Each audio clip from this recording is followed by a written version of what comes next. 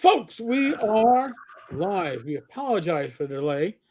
You can blame it all on me and Don't blame it on my me. wine, Blame it on me and my my whiskey. friend here, Baby Blue. So Because we do a huge amount of show prep just to make sure we have you all rip roaring, ready to go. huge amount. Huge amount. You all Hours. We start you will hours be before the show. stunned. Even listen, even with Stacks. with COVID brain, right? Even with this permafog that I've got going, the amount of show prep that we do It's insane. It's fucking stunning. My thesis in graduate school is not as big as some of the notes we put together for our prep. It's insane. So for those who don't know, who haven't seen this before, and if you haven't seen this before, if this is your first show, I'm sorry. But I am Eric Tenkar, your bartender in the OSR, and with me, as always, on Wednesdays is my work spouse, Bad Mike Tenkar. Hello, everyone. And so, just to let you know, this is our third week in a row without a special guest, or fourth week, but we're going to make it up to you next week. Yeah, because next week we're going to go from the outhouse to the penthouse. Okay, we're moving on up, as George Jefferson to the east side, to a deluxe apartment. To a deluxe apartment in the sky, because next week we have talked to none other than Mr. John Peterson, and we want to talk about the book Game Wizards, which is an excellent book that I just finished. Hopefully you're still working on it, Eric, or I'm still working on it, and your way through there. I will. I know you got the brain fog. I know you got the brain fog. No, I will. If nothing else, give myself a case of constipation and make sure I read it. No. It's good reading. It is. It's really good stuff. It's fascinating. Because I tell you what, when I read the book, it's really cool because I'll look at it and he has a chapter for every year. And so I know what I was doing all those years. Like, okay, this is the first year I played D&D. This is my year in high school. This is my senior in high school. I mean, I've got every year. So it's kind of cool to match what is happening at TSR with what is going on in my own life. Because at the time, when I was a kid, I thought TSR was always this big company just making lots of stuff. I did not understand how small they were and how quickly they became one of the biggest things in gaming. And it was very quick because and I don't know if you got to the part yet where they start talking about how much units they've sold, Eric, but no, I mean, they literally went from because some of their big sellers obviously were they sold a few copies of the white box or the brown box, but once they started getting into the late 70s and they had the Monster Manual Player's Handbook, that's when they started really making some bucks. And then they had the basic set and the box set. They were selling like 50,000 units a month at one point. I mean, it's insane. A month. Because Gary and Dave were both getting monies per box sold. Yes, that was in their contract they had. And a big part of the Game Wizards is a lot of, especially the early part, talks about Dave and how Dave was basically making money for doing nothing. And he was still pissed off all the time because he just kept thinking they're making more money than they're giving me. But he wasn't doing anything. And he's getting this. And they started talking about some of the checks he started getting in the 80s. It's insane. I mean, he's getting like, $20,000, $30,000 checks in 1982 or whatever. I mean, it's, that's a lot of money. I mean, considering he wasn't at that point, he basically bought out because they bought him out at a certain point, and he's just making X percentage. Right. He bought out of shares, I believe. He didn't always sold out of shares, but he was still making a percentage, and he still was bitching because they were trying all these little accounting tricks to get around really paying him with share. Some of the stuff I think is legit. Some of the stuff I think Dave's just being an ass. But some of the stuff was legit. He'd say, "Hey, why is this?" And we'll talk about that more with John maybe next week. But yeah, I mean, there's just the amount of money they were making so I started playing in 1978.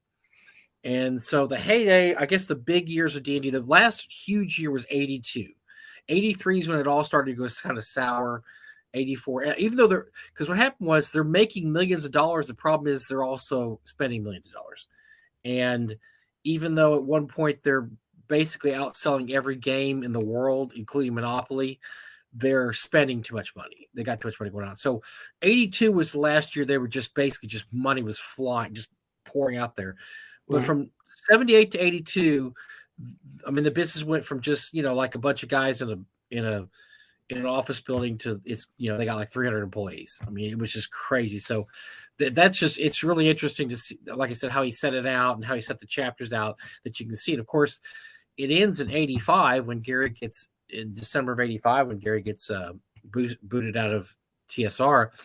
And what makes it bummed me out because the book ends there. That's all that John Hamm. That's the book that ends after Gary gets kicked out. And I'm sitting there going, I want to know what happens to all these people afterwards. So we'll ask John about Lorraine that. Williams years, man. I want the next book in the trilogy, man. Well, I mean, at that point, the Blooms had sold all their stock to Lorraine, and so really at everybody else.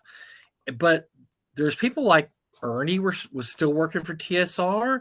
Frank Mentzer, they were like, I mean, Ernie obviously is Frank's son. I mean, Gary's son. Frank is, was his right hand man. Did they just walk in the next day and fire them all? Did they just decide, oh, we're probably not wanted here anymore? I mean, I'm just curious about what happened right after Gary left, because it sounds to me like the thing Lorraine would do, which is smart, is to basically go in Monday and fire everybody and say, okay, Elise, you're going, because all the daughters were working there, everybody's working there. Right. That was one of the problems. Actually, one of the problems is that they had a lot of nepotism. They had the Blooms had, oh my God, from cousins to wives to brothers-in-law. I mean, everybody that ever had anything to do with the Bloom family was working there at one point. It was crazy. And that was one of the big problems too, is they had all these just hangers on. The Gygaxes had a few of those too. They had there was a few people working there that were just kind of like, yeah, whatever. I mean, I think it was Elise or Heidi was sorry, I've got oh man, I got an itch in my nose. I'm still getting over that COVID, I tell you. Sneezing that. Well, it won't get cold enough here to fucking kill anything. Every day, every time it gets down to 20, the next week it's up to 80 again. So everything starts blooming. I've had allergies for like 2 months now, but we're supposed to get 20-degree temperatures all next week, so we'll see. Anyway, but wait, is all your heat going to shut down at the same time like last year? Oh, probably. I didn't bring it in. There's the Texas Monthly article this week was basically saying, hey, nothing's changed. We're probably gonna have a big problem again this year because we've had so many people move to Texas. We've got this outdated structure going on that nobody has fixed in the last 20, 30 years. And we've got this board of directors of energy that don't even live in state, that don't do shit. And so, yeah, we're probably going to have another meltdown this year. We'll see. But because we're getting like 1 million people a year moving here from California and New York and wherever. I mean, I drive down the street now. Every license plate is New Jersey, New Hampshire, New York, North Dakota, I'm Montana. I'm like, what the hell? California. Dude, let me be the first one to say it. Fucking New Yorkers. All right. I'm sorry. I feel for you. I got to live around them. Oh, did I say that? You are one. I thought you were. I am, but I'm also like a partial Pennsylvanian by summer upraising. So, I mean, give me some credit. Yes, Shad. The cartoon he has a lot on that. And I want John to quiz John on that because he's very oblique about certain rumors that we have heard for years and years about Gary in California. He I don't know how you would say it. He kind of mysteriously refers to them. And if you read between the lines, you know what he's saying. Like one of the lines he has is Gary would come back to Wisconsin. He was oddly trim and fit, like as if he was engaged in exercise or something. And so the rumors have always long been that he was. I remember I had a conversation with Ernie about this. And yeah. Because Ernie was there too. Ernie was there at the same time. Ernie was very open and they didn't hold anything back about what him and his father were doing. Yeah. Ernie had the connections. While John doesn't say what was going on, you get so it's really anyway. I can't wait because there's so many cool things in this book that, and from talking to John at Gamehole, there was a lot of stuff that didn't make it in the book. And for those that don't know, that right now, Playing at the World, his first book is out of print. But when he does another edition, he's probably going to work most of this in there because Playing with the World covered a lot of the same territory, a lot of the same years, except that I believe Playing with the World ended in 78, right when first edition was coming out. But it still covers a lot of the same ground. So he's probably going to, rather than just reprint playing at the World, because there's a lot of things he's learned since then that he didn't know when he wrote Playing with the World. He wrote Playing in the World in 2011. And now when he did Game Wizards, he was able to watch all the documentaries. John we'll ask John about this too, but I talked to him. He was able to watch the unedited documentaries, the two that were canceled, the Kickstarters. One was the Great Kingdom, and the other one, oh god, I can't remember. Yeah, the competing Kickstarters where right, one broke off from the other. That was which has really never come out. They've never come out. Well, John was given access to all the footage, not just the footage they're going to put documentary. So we're talking, hundreds of hours of footage he watched. Also, he got some really good inside info watching all those interviews, because he says, some of the interviews lasted 3, 4, 5 hours. Of course, when they put it on the screen, they're going to put a snippet of like 10 minutes. Right. And some of these interviews with people like Tim Cass and stuff were like 3 or 4 hour interviews. So, it's a King Vidor VIDOR mansion, Shad. That was, he was a famous director in Hollywood. But yes, Gary was renting that for the princely sum in 1980s of $120,000 a year, which, if you ever wonder why they had some money problems, that's one right there. Just a wee bit. And yeah, that's, I don't even know what that is in today's money, but I bet that's $500,000 or close to today's money. So yeah, Gary was. What's interesting is a lot of the stuff that people like John find out, and that it's really interesting he comes out with this, is that for years we were fed a narrative, because the only person, nobody talked to Dave Arneson, nobody ever talked to him, so nobody ever heard Dave's part of the story. Nobody talked to the Blooms. Gary was still around. Gary would go to conventions. Gary would hang out. And for years and years, Gary told his side of the story, which was embellished by time and embellished by, the fact that it's his story, right? He's telling the story. You're always the hero of your story, right? You better be. And so a lot of the things he accused everybody else of, why TSR failed, when you read John's book, you find out that, well, Gary was just as bad. I mean, one of the things, like, for instance, one of the parts towards the end, they have to do all these cost-cutting measures, and they are just chopping employees right and left. I mean, just releasing them right and left, because they had grown too big too fast. They couldn't afford to pay all these salaries.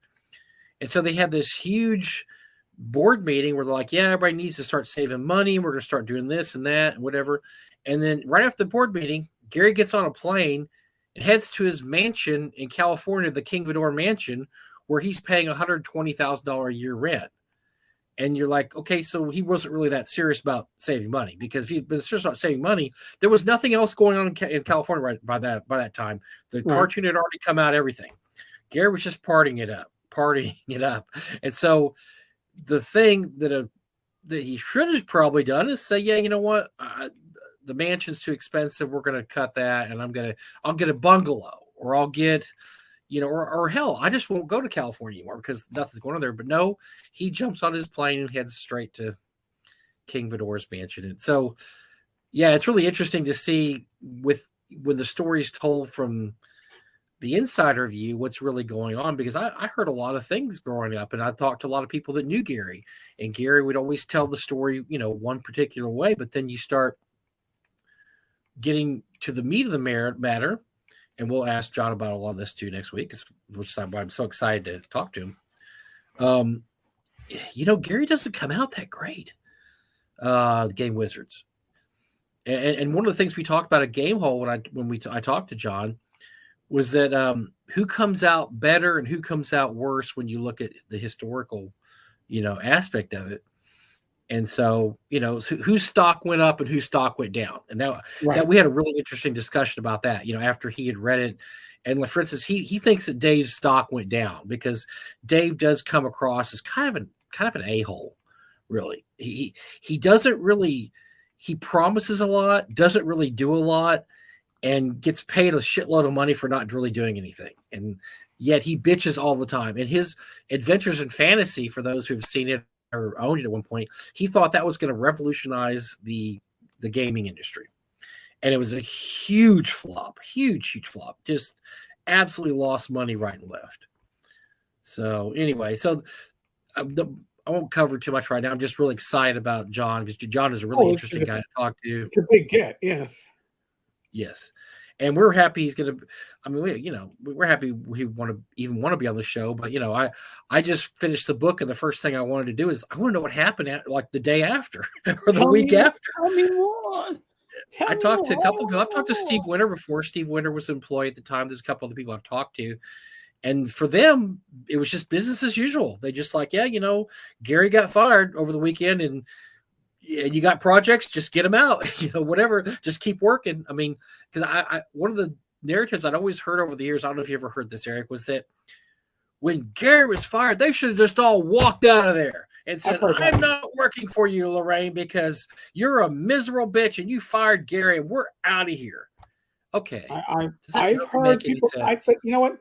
I really haven't heard that from people that were there. I've heard it from people in our position that were outside of it and weren't there, where it's always easiest to say what somebody who had to make a salary and earn a living should have done. Yeah, but, and that's what somebody who I won't name told me about working for Lorraine. They said, look, we got paid. And if you reading the Game Wizards, people were not getting paid in 1984. They were putting their salary off to the next year. That's how bad financially they were. People's salaries were getting cut, and they were being told you'll be paid next year for the part we're missing now. And so imagine that, you're here, you are in the 80s, and you're making, I don't know, $25,000 a year, and they just tell you, oh, by the way, we're going to defer $5,000 of your salary next year. You're like, whoa, what? That's not the deal I signed up for. It's not my contract. And then you see Gary get on a jet, and he heads to his $120,000 a year mansion. You're like, okay, or whatever. So people that worked there at the time were like, look, I got to make a living, and I'm getting paid. Actually, I'm getting paid on time. So, hey, sorry, Gary. I have. So when I was a college guy, I was a bellman. I was a bellman at a hotel. Actually, one of the best jobs I ever had. You make so much money doing that. It's sick. I mean, you're just making money all hand over fist when you do a bellman. Because you're getting tips. And my manager was kind of a dick. He was this guy. He was kind of a dick. And he didn't like me because I was a college boy, because I was going to college at the same time. And he was just kind of a dick. I don't know why he didn't like me, but there's some reason, even though he hired me, he just really wasn't into me. And so I worked at this place for, I don't know, about, 3 or 4 or 5 months. And then he got fired for something. I can't even remember why he got fired. And the rumor was he was having an affair with the owner's wife. But I don't know. I don't know why. So we just go up to work today. I go, yeah, Bob's fired. I'm like, whoa. What? We're like, oh, okay, well, whatever. So we're just doing our job, So we're like, oh, we'll just do our job. Well, I get a phone call later on that day, and it's Bob. And he goes, hey, man, I just wanted you to know I got fired. I was wondering if you and the rest of the guys would be willing to walk off the job in support of me. Like, no. What?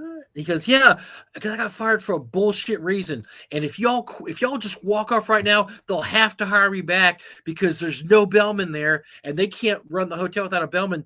And I'll make it contingent. They have to hire me back, and I'll hire all y'all back as soon as I come back. Mm-hmm. And I'm like, yeah, see you later, brother. I'm like, yeah, I don't think that's going to work for me. And so I told everybody else on the phone call, and they're like, well, is he insane? Is he crazy? So the fact that you're going to walk off the job because somebody else gets fired or one of your managers gets fired is ludicrous.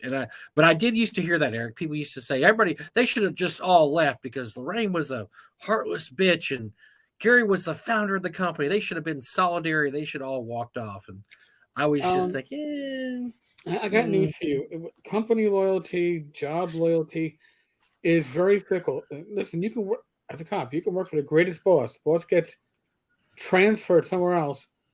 Guess what? You still want your job. You still want your detail. You're gonna still produce. If you don't produce, you're gonna get thrown from the starting roster into the reserves. No, yep. You're gonna take your position and go. I'm gonna quit if you don't bring him back. Goodbye. Because you know what? The reality is, even those that are irreplaceable, in 3 to 4 weeks, they got somebody trained, no matter how specific your job was. And they might be down in their luck for a couple of weeks, but then they will be up and running full speed ahead, and you will have been forgotten. So a couple comments here that I actually can answer. So I'm going to go over them a few times. Yep. Somebody suggested you use cough drops first of all. I don't think you were coughing that bad. So was 98.99 as bad as when Watsy took over? I heard it was, Josh. I've talked to a few people who worked there at the time. Actually, I talked to James Lauder, who was not getting paid. The authors, because James Lauder had written several books, and a few other people, obviously Salvatore, people like that. They were not getting paid their what do you call them? Not residuals.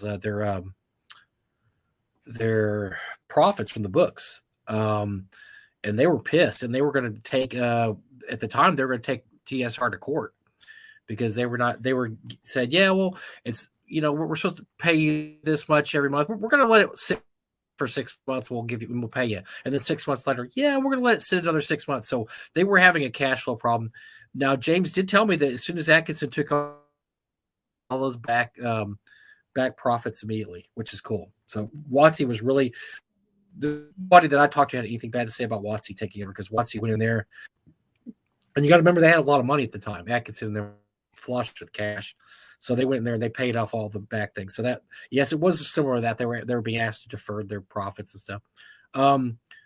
Let's see, what was this? Lou said, anyone who left TSR Golf, do you think the industry hit big at the time? They actually did. So a lot of people left TSR, went to game companies like Coleco, all those computer game companies. They weren't making big bucks in gaming. Even Gary couldn't do it. Oh my God, Cyborg Commando. Somebody put a gun to my head. I'll never open up those pages again. Holy shit. Yeah, they did good. A lot of those guys went on to Lawrence Schick. Lawrence Schick has made a bazooka load of money working for Bethesda. He did a ton of work on the Skyrim, on the not Skyrim, but all the early games like Daggerfall. Actually, Skyrim too. He's been working for Bethesda for years and years. But yes, they did. A lot of them did very well in the computer industry. They went on to Jaquays, Janelle Jaquays, back then Paul Jaquays, but Janelle Jaquays went on to do quite a bit in the computer industry. Dennis Astaire. There's they did a lot of work, and they actually got paid a lot better in the computer industry than they did in the game industry. So let's see who else is there. Yeah, and maybe John talk about that. So for those who don't know, so the thing that killed TSR was the fact that the stuff slowed down. They had a slowdown like in the mid to late 90s. Walden's Books was not doing the same kind of business they used to do. Random House dealt with Walden's Books. They started doing returns. They had their contract. They could return unsold merchandise. Unfortunately, they got hammered with unsold merchandise returns, and they couldn't cover it. And so they weren't paying their printers. And that's why, if you remember back in 97 or so, 96, 97, there was about 6 months or 8 months where they went radio silent. There was no products being released. Dragon Magazine stopped. Dungeon Magazine stopped. The Polyhedron stopped. Nobody that was online at the time would say anything, because back then they had AOL forums.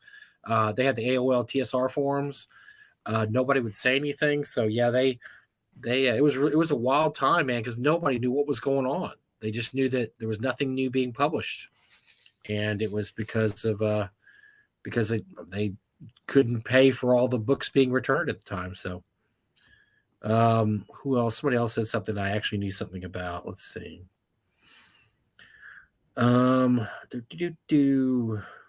Yes, AOL made some. Yes, AOL did it great with Neverwinter Nights. Looking back, that's pretty funny. Let's see. Actually, one of the reasons I subscribed to AOL, like back when I first got on the internet, I think it was 92, 93, is because they had a dedicated TSR forum there. And they would release online material, which back then took like 2 days to download. So I remember the From the Ashes box set had come out, and that was a retooling of the World of Greyhawk by Carl Peterson. What's the guy's name? I can't remember. He did a lot of Warhammer stuff. So they had released a bunch of products in the line. Well, they decided to put it into the line, and there was one product that had never been released. It was called Ivid the Undying. Oh God, and it was about. Yep. And so it first appeared. You could download it on the TSR forums on AOL. Guess how long it took me to download it, Harry? Back in the good old days. 12 Let's hours. just say that I went to bed one night and I woke up and it was just finishing downloading. So it was about 6 to 8 hours All to right. download. Yeah. That's how long it took. But yeah, that was one of the reasons I got AOL back in the day, was because, I mean, there was other choices, Prodigy and Netscape and all those guys. I got AOL just because they had the dedicated TSR forums. And I was like, hey, man, I want to see D&D stuff that I can't find anywhere else. They would have some downloads you couldn't find anywhere else. So it's kind of cool. So I think that was caught us up there. I was trying to find somebody else had said something I wanted to go into. I can't find it here. You guys are talking too much tonight. What's going on here? No, it's good, man. I mean, I guess it's good. We only Matter of had. fact, y'all, we'll just do the show. Y'all just ask us questions. We'll just do the show. We don't have to do anything. We'll just respond to your shit. Yeah, no kidding. That'll save our ass from not having material stuff done. Although we're always prepared. We're always prepared. And listen, I only have like one share screen ready to go. And it's something I want to do while hopefully Ty is still in the room before we leave him. Because it's a semi-legal question. And when I say semi-legal, I mean not in Ty's wheelhouse. Carl Sargent. Yes, thank you, John. It was Carl Sargent. Oh, yes. He did some great work, but he was writing for TSR, writing for Games Workshop. Yep, he did Warhammer, some good Warhammer stuff. And he disappeared one day. That's a long story we'll get into sometime too. The disappearance of Carl Sargent. Yep. Just disappeared one day. Just gone. All right. So you're gonna have to forgive me. You're gonna have to forgive me. What's your question? Ty. Semi-legal question. Semi-legal question. All right. And by the way, I'm not critiquing the actual art, which sucks balls. There's no critique necessary on that. But the new TSR logo from the quote Star Frontiers second edition, the first edition, which didn't really much exist. This new TSR logo, which appears to have been drawn by somebody's child. Now, here's the thing. TSR quote registered all these trademarks, most of which, these visual graphical trademarks, they voluntarily relinquished. And I will say this for the record. I don't know how you can voluntarily relinquish something when it's under legal threat. I would say that's probably not a voluntary relinquishment or surrender. But in any case, it's a voluntary surrender on everything but the Moon Wizard face TSR, the Game Wizard from Darlene, which is the one that they were nailing their hopes on with their legal action. That if Darlene said she never gave TSR the rights to use this, and then she was signing them over the rights, therefore their land grab or their sniping of a trademark didn't really happen because TSR never owned it in the first place, the old TSR. But the new TSR has a contract for it, and she didn't sign the contract, and she basically told them to pound sand. So if any of their visual graphical trademark claims were legitimate, why would you put this on what's going to be your flagship product?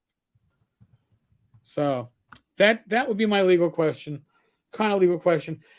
Have you just admitted that your legal standing is nothing to stand on, because this is what you pin your hopes on for your visual interpretation of your trademark? TSR with a hat. I really, Jesus. And as an aside, by the way, the cover art, they claim is not the cover art, is Mike, you told me what it was exactly. It was coming from. Isn't it from like the Photoshop library? It's called Pixabay or Pixabay, something like that. But yes, these are all the artwork. He's been showing some really nice artwork on the site, and somebody pointed out it's all from, I think it's called Pixabay, which is basically just artwork you buy online. It's free artwork. So they don't actually have an art department. There's no art department there. Nobody's doing art. They're just buying free art online. And so it's kind of funny that because I saw that he posted that on the Star Frontiers stuff. They've been posting images people are going, wow, who's the artist? And they're like, oh, it's this guy named such and such. He died like 8 years ago. But he's stuffed up on Pixabay or whatever. So like, Right. oh, so they're not actually commissioning art. No, they're not. They're just finding free stuff online. Now Which, Pocket I Chat. mean, honestly, if you're a low tier gaming company or you don't have any money, look, my adventure that Tom and Wilson and I wrote, we used all public access art Or for stock the art, inside. you licensed it. Stock art. The cover was new. We did have a new cover, and we had a new back cover. But all the inside stuff was all stock art. So I mean, it's a way to save money. But I think it's funny that they're not even just doing stock art on the insides; they're doing stock art covers. Yeah. Come on, man. Come on. Come on, man. But yeah, it's a little surprising, but maybe not. So of course it looks like our in-house counsel has stepped out to use the shitter or something. So Ooh. all right, Ty, you lost your chance. We were going to take some legal, not take legal advice from you. Get a non-legal legal opinion. We wanted a non-legal legal opinion, and he screwed us over. We should have had Ty on tonight. That way we could have got him here and trapped him and made him talk to us about stuff. Because see, Ty would just throw some shit out there. I know Ty. Alex was real careful about stuff he said we had him on there. Ty wouldn't be real careful. No, Ty would just throw out shit. I know. He'd be the bull in the china shop. He'd be like, "Fuck this shit." Go ahead. We'll get some information on that because that's weird. But I think you and I kind of talked about this during the week, Eric. I think at this point, I may have reached my limit on Lanasa fatigue and TSR fatigue. I just, even the new stuff that's coming out, it just couldn't do anything to me. I couldn't move the needle anymore. I'm just like, good Lord. I just can't take it. I just don't. And I tell you what, I told you what it reminded me of. It reminded me of when our pal Whit Whitman was just tearing it up, doing every kind of crazy ass nutty thing with those stupid Kickstarters that he screwed up, every one of them. And every week it was something new about Ken Whitman. What? About, oh my gosh, he told Jolly this, or he stole this, or he said that he burned the prints for this, or he lost that. Or Tenkar kink shamed him. Tenkar's kink shaming. I mean, it was just every week. At a certain point, I stopped caring about Whitman. I'm just like, just go away. I don't care anymore. He did go away. Yeah, he did go away. That's true. But that's the way I'm getting with Lanasa now. It's just like, just go away. It's, the 24/7 news cycle. I'm just, okay, whatever. You're just going to do something weird next week, and then we're going to have to cover that. Then something weird after that. And I'm just like, John Peterson can't get here soon enough. I'm just like, let's just have a whole show with John Peterson. Oh, God, because this guy Peterson, more better. Yajin, that looks like the Sorting Hat. Call J.K. Rowling. That'll stop them. I don't know enough about Harry Potter, but I could call my niece. Can I call a lifeline? Shannon. Oh, hello, Courtney. I haven't seen Courtney in a while. There's Courtney saying hi. We got. How come we have some people watch us now? We didn't do anything interesting this week. We shouldn't have this many people watching us, and I feel bad that we're not entertaining them enough. So I could juggle. Hey, speaking of Night Below. Yeah, there's Night Below right there. I can juggle Night Below. No, that's good. By the way, great. I'm missing half the booklets. I don't know what the hell I did with them. I got all the maps. I got half the booklets. You know what those things go for on Have you seen what these things go for on eBay now? No. It's nuts. Oh, dude. It's say it, but it's a shitty dungeon, as far as I recall, at the time. Maybe it's actually it's a cool campaign. Book 2 is great. Book 1 is a bunch of kind of generic stuff to get you to about 5th or 6th or 7th level, and so it all happens above ground. There's this giant plot line where they're trying to enslave humanity. It's actually abolists trying to enslave humanity, and they're working from way below the ground. So book 1 happens above ground. You find these clues going on. You finally find these slavers hideout. You kill them, and then you have to go in there. Book 2 is great. You go through all these really wild underground passages. You find this giant Kuatoan city, and they have this mechanic where to get past the city, you destabilize it. So that means destroying things, killing certain members of the community, and there's a point system. For every, like monitor you kill, you get like a point. For every king, if you kill the king, you get this much. So you have to go and you get like 300 points of destabilization. It's pretty cool. At that point, the city collapses because it's too chaotic. And then book 3 is kind of anticlimactic. I mean, there's a big battle at the end. You go to this underground sea, and there's like 20 or 30 encounters. There's all kinds of things you can find to help you. But really what you do is you're just building up power to attack the abelisks at the end. So it depends on how soon you want to attack them. And it's recommended you don't attack them very soon because they're extremely powerful. And you're better off if you go to these different locations and find different artifacts and different magic items. But it's something that TSR didn't really do very much. And it's something that I don't think WotC really does at all now, was just make this giant, but WotC doesn't make box sets at all anyway. But they made this giant campaign that basically takes you from level 1 all the way to level 20 or so. And I think it was just, I actually had a very long campaign doing Night Below. So it's the only time my group ever broke up because of a confrontation between 2 party members. Really? So, okay. Yep. See, with us, I had tried running Undermountain before that, and my party said, "Fuck this shit." Undermountain was too much and too little at the same time. There was no real focus. So bringing them to the Night Below, they didn't really they were still, I think, in that anti-mega dungeon,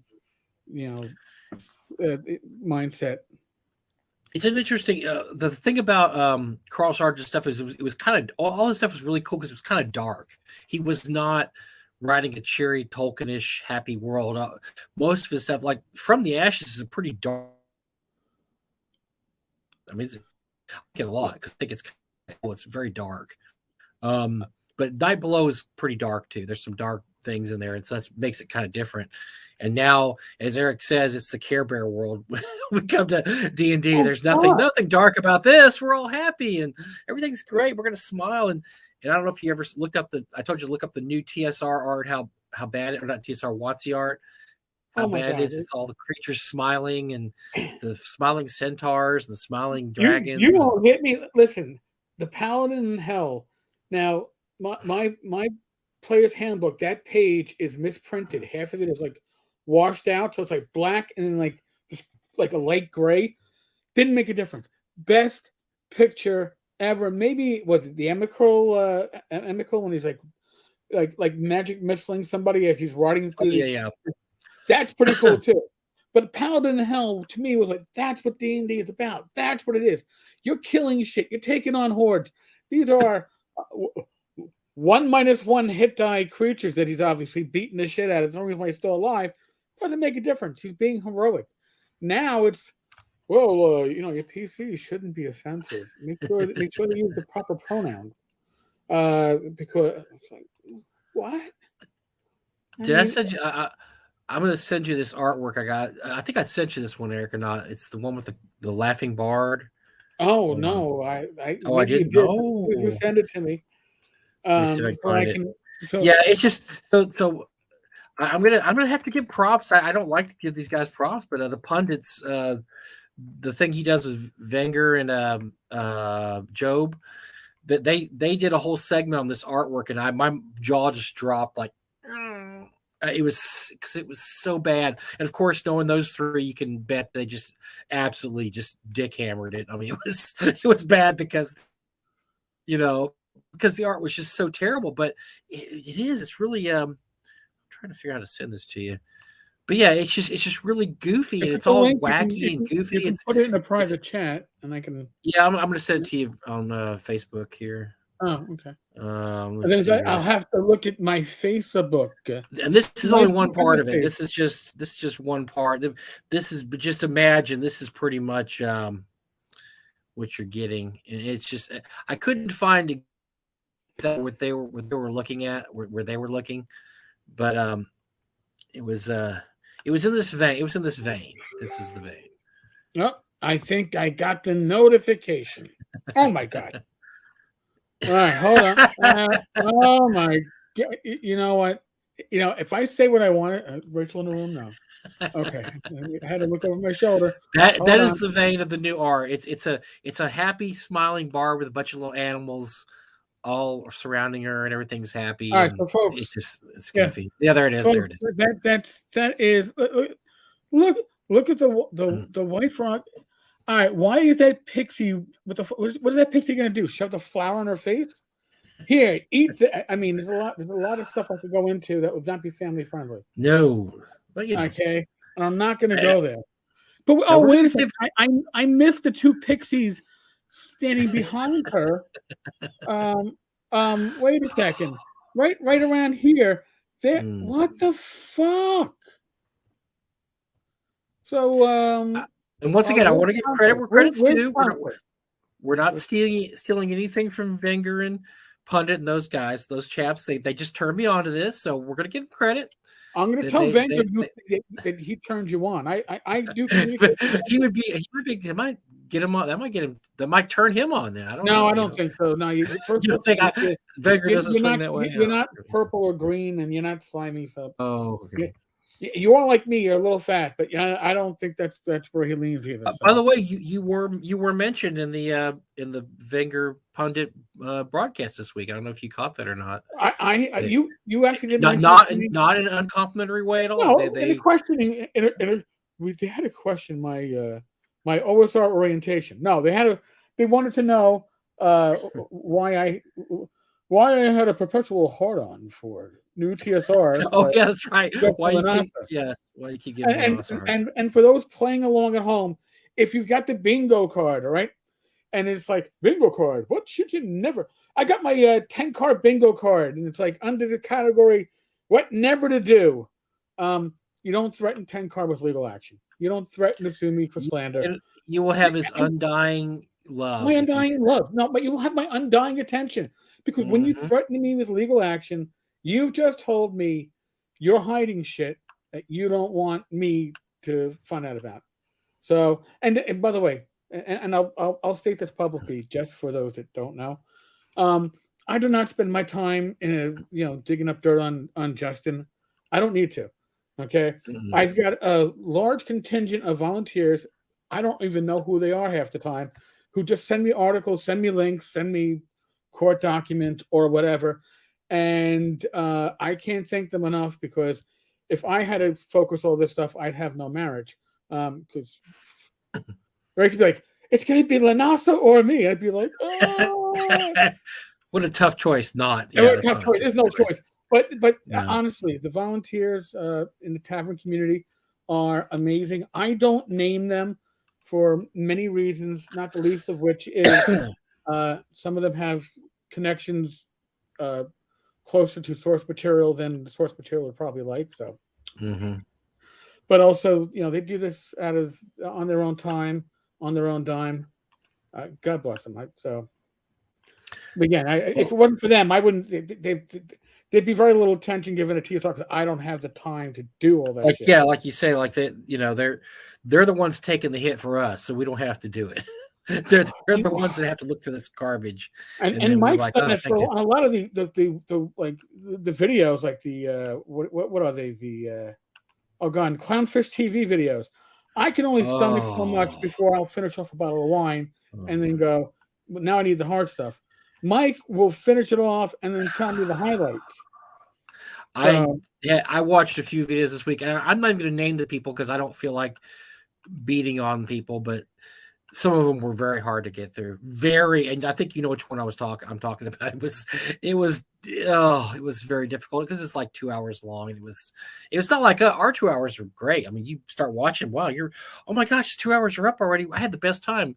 These were like slogs, and you're like, geez, please. Yeah. I watched a couple of those this week. Can I quote my wife for I tried watching one of those videos in question from Clownfish TV, and Rach was like, aside from slobbering the knob, what do these guys know about TSR?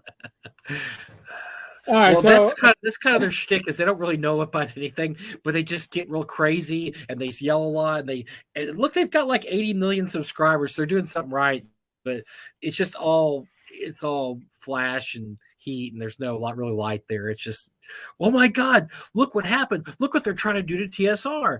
And then they just kind of throw out a bunch of half-assed facts and not really very research stuff. And yeah. So now to get off that kind of, tonight marks what? What did I do 2 weeks ago on live stream in front of everybody on that screen you're looking at? What did I do? And it wasn't. I didn't go shirtless. I'll tell you that much. Oh, thank God. You didn't dye your hair blue because you did that earlier. No, and I still owe more on that. But and by the way, Joe and Shannon both approached me last week, and I'm like, when are we doing the next fundraiser to raise money for a good cause and embarrass you? So we're working on that. Ooh. But no, 2 weeks ago, Mike, live, I did something that I've had numerous people reach out to me and when you actually spent your money on that shit. Oh yes, you put your money where your mouth is, and you slap some money down to buy Giant Lands. Haven't seen it yet. Now I don't know how long it takes to ship something from Wisconsin to New York. Maybe Pony Express takes about 10 days. I don't know. I mean, I do know that they are shipping. Maybe, perhaps.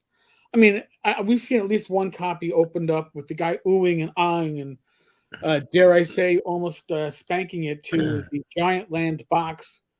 And it was in his hands like, oh, there's artwork on the inner cover. Oh, I'm overclamped. I don't know what to say. So the reactions were just over the fucking top. I will give it an honest review. I'm going to try not to be predisposed to the bits and pieces I've already seen, but I don't have high hopes. I don't. I haven't heard a lot of necessary positive, but I don't know. Yeah, it's. I think if you're expecting, here's the problem: if you're expecting an OSR old school game, it's not. It's not at all. And I think some people were, and I showed you the post from my friend who got it, was extremely disappointed because he thought it was going to be an old school game, and it's absolutely not an old school game. Matter of fact, it's pretty much new school. There's stuff in there that says like you can't really die and don't worry about hit points, just have fun, and it's just not a very serious old school game. So I think people would be disappointed about that. I mean, as for gameplay, I don't know how it plays. I mean, I'd love to see somebody play it and see how it works and roll up some characters and try something because I have no clue how it plays. All right, Mike, watch what you fucking say. Because you might be involved in that playtest. Oh, I'm real busy the rest of the year, I think. So I don't want to. Oh, I don't know if I can get it because I did read the one guy's review of it, the guy on Twitter, and that was brutal. That was brutal. But he may have just picked out the worst parts of it. I don't know. I mean, like I said, it's just not an old school game. If you're expecting old school D&D type game, it's not. And I don't. And to their credit, Jim and Steven Deinhardt never said it was old school. They never presented it as old school and said this is going to be harkening back to the days of the. No, they never said that. They never said this is a new school game the whole way. So it's die 100 stuff. It's percentages. It's just, I don't know. Just if you read, you can read some reviews out there. I don't know if anybody's actually tried to do a play test session, but who was the guy on here that said we're not talking enough OSR? Well, we're talking. Yajin or whatever. Yes, we're on the OSR talk. Okay, that's our OSR talk. No, I'm just kidding. As much OSR as we get there is that yes, it's not an OSR game. It's not an OSR game at all. We cover current gaming geekdom, but listen. If there are bags of shit, we often step in it. That is kind of like our call to fame, I'd have to say. Sure. And by the way, as far as OSR games, I don't believe that we ever had an OSR adventure where you got to play a barista, did we? Or even a bartender. Is there one now? Yeah, there is for 5e. Oh, okay, great. Well, I mean, I don't think 5e says they don't say they're old school either. So yeah, so you can clean that Frappuccino machine and make sure it's working properly. At least you're not working at McDonald's, because I've heard the horror stories of their ice cream machines. And if you actually tried to that's public now. Now it's public. People have to hack into the machines to clean them. Jen, so So Eugene, for those who don't know, so Swords and Wizardry, yes, Matt Finch has gone on, wants to do. He wanted to do different things to Swords and Wizardry. The Frog Games want to do. So parted very amiably, and he took his Swords and Wizardry, and he's going to do probably really cool stuff with Swords and Wizardry. So Frog Games is moving towards more generic OSR. If you look at the latest Kickstarter that's going on, it's our Indiegogo. It is. I'm going to have to put the link up in here. Hold on. Is. I can do even better than that because I did my post today.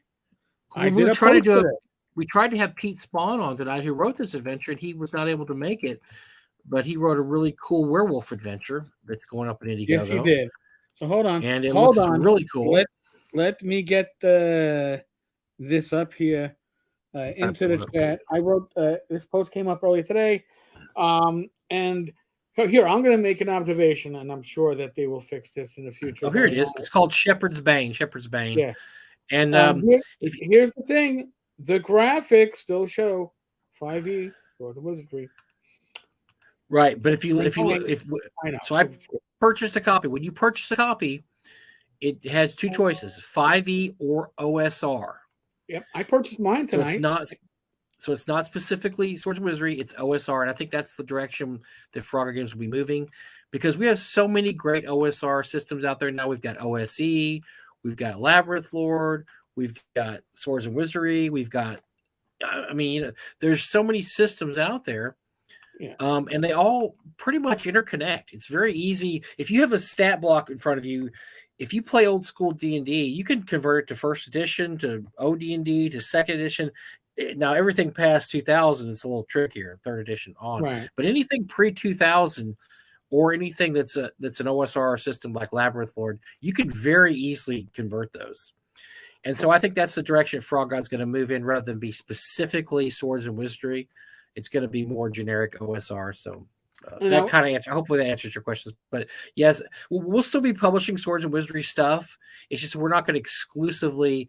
For old school, we're not going to exclusively do Swords and Wizardry. If somebody comes up, like I'll give an example. Somebody came up with a really great adventure that was Castles and Crusades. Now, Castles and Crusades really, you can say it's not really old school because a lot of people look at it as 3.0 light, but it does have a lot of old school aspects to it. We'd love to do something like that and not have to do it Swords and Wizardry and just, let's just do a Castles and Crusades adventure. If somebody came up and had just the most kick-ass OSE adventure and like, I want to publish OSE adventure, but I don't want to publish it myself. Could you? And it was just great. We'd publish it. Like, let's do it. It looks great. So John Miller has a question: is Necromancer Games an imprint of Frog? Yes, it is. Yes. Is it an imprint or is it a subsidiary? So here's what Necromancer Games was the first thing that came out. That was the company that Clark and Bill formed, and then it turned into Frog Games once Clark left. We brought back the imprint of Necromancer Games, and what we're doing is we're using it for. So a lot of times we reprint older products like Abyssor's Lair. All that kind of stuff is going under the Necromancer Games imprint. The newer stuff or stuff that happens in the Lost Lands, that's going to be Kickstarter stuff. The Necromancer Game stuff is the shorter stuff. It's going to be the Indiegogo stuff. It's going to be like I said, the reprints of older material. That's what's going to Necromancer be. So that's our way of kind of dividing them. So pretty much anything you see on Kickstarter or in Frog Games, that's going to be a Lost Lands tie-in.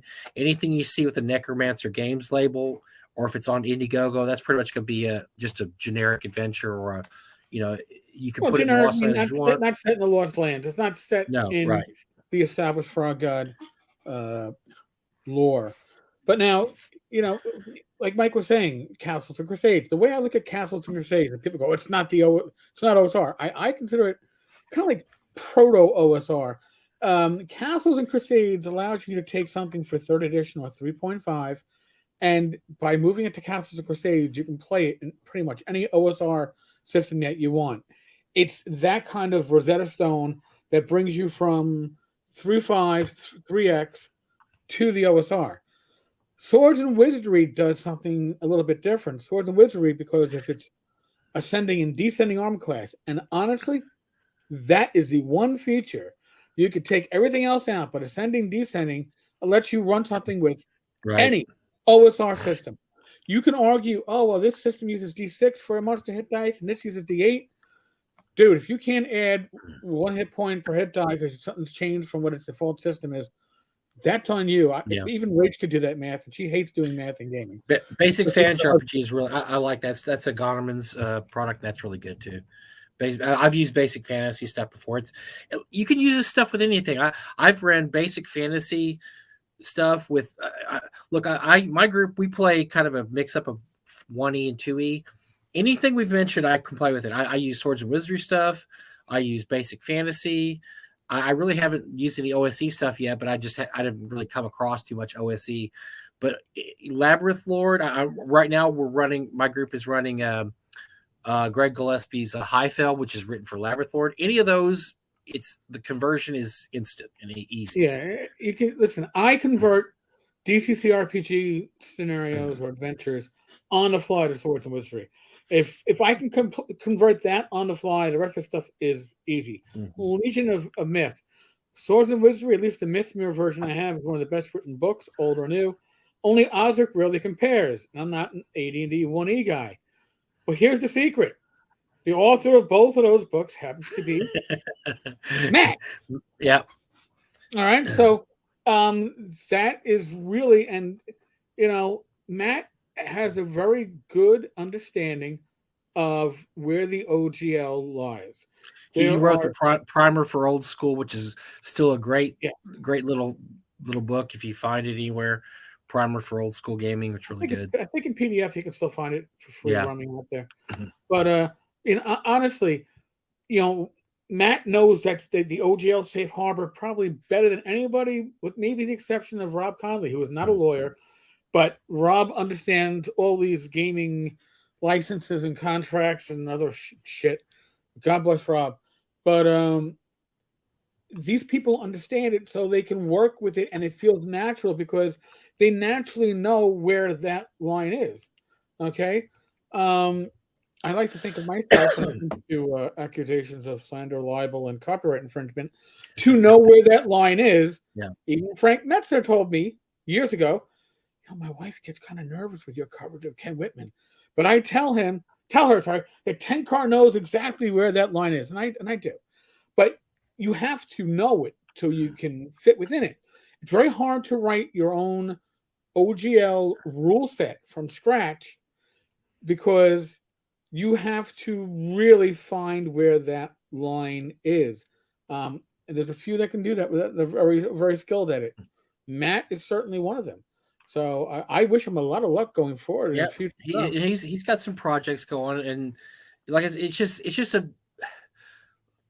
I'm not sure how much I can say or should say, but look, we're all friends here. So, Sons of Wizard was just a very small part of our sales. It's probably 20% of Frog Eye game sales. It's not a lot. It's never been a lot. It's just never been that much.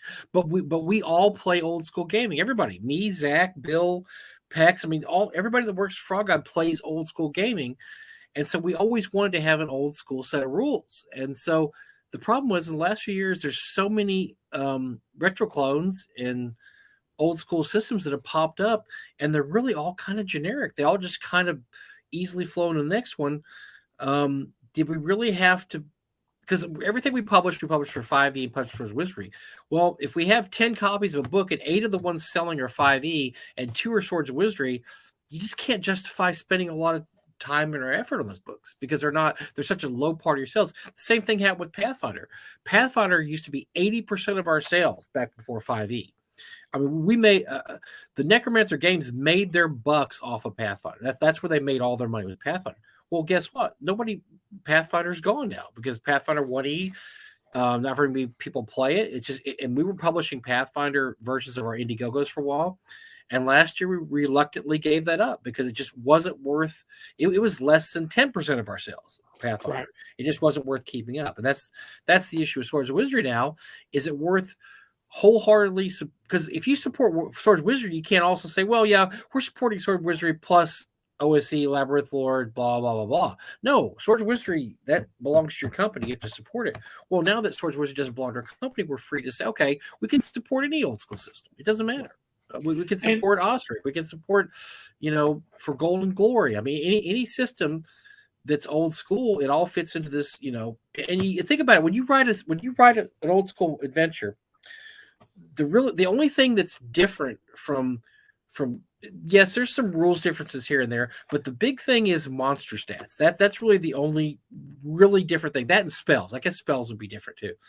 And so, because if I see adventure and there's a spell in there called Magic Missile, I know what a Magic Missile does. It does whatever it does in my campaign, right? I know what a Magic Missile is. If I see a Minotaur, I know what a Minotaur is. I can convert that very easily to my system. If you want to play a specific game, you just do the conversions in your head, like Eric said. It's simple. You just do all the conversions in your head, and you just adapt it to whatever system you use. I mean, and Mike's talking about the sales, and he's talking about the sales from behind the computer screen.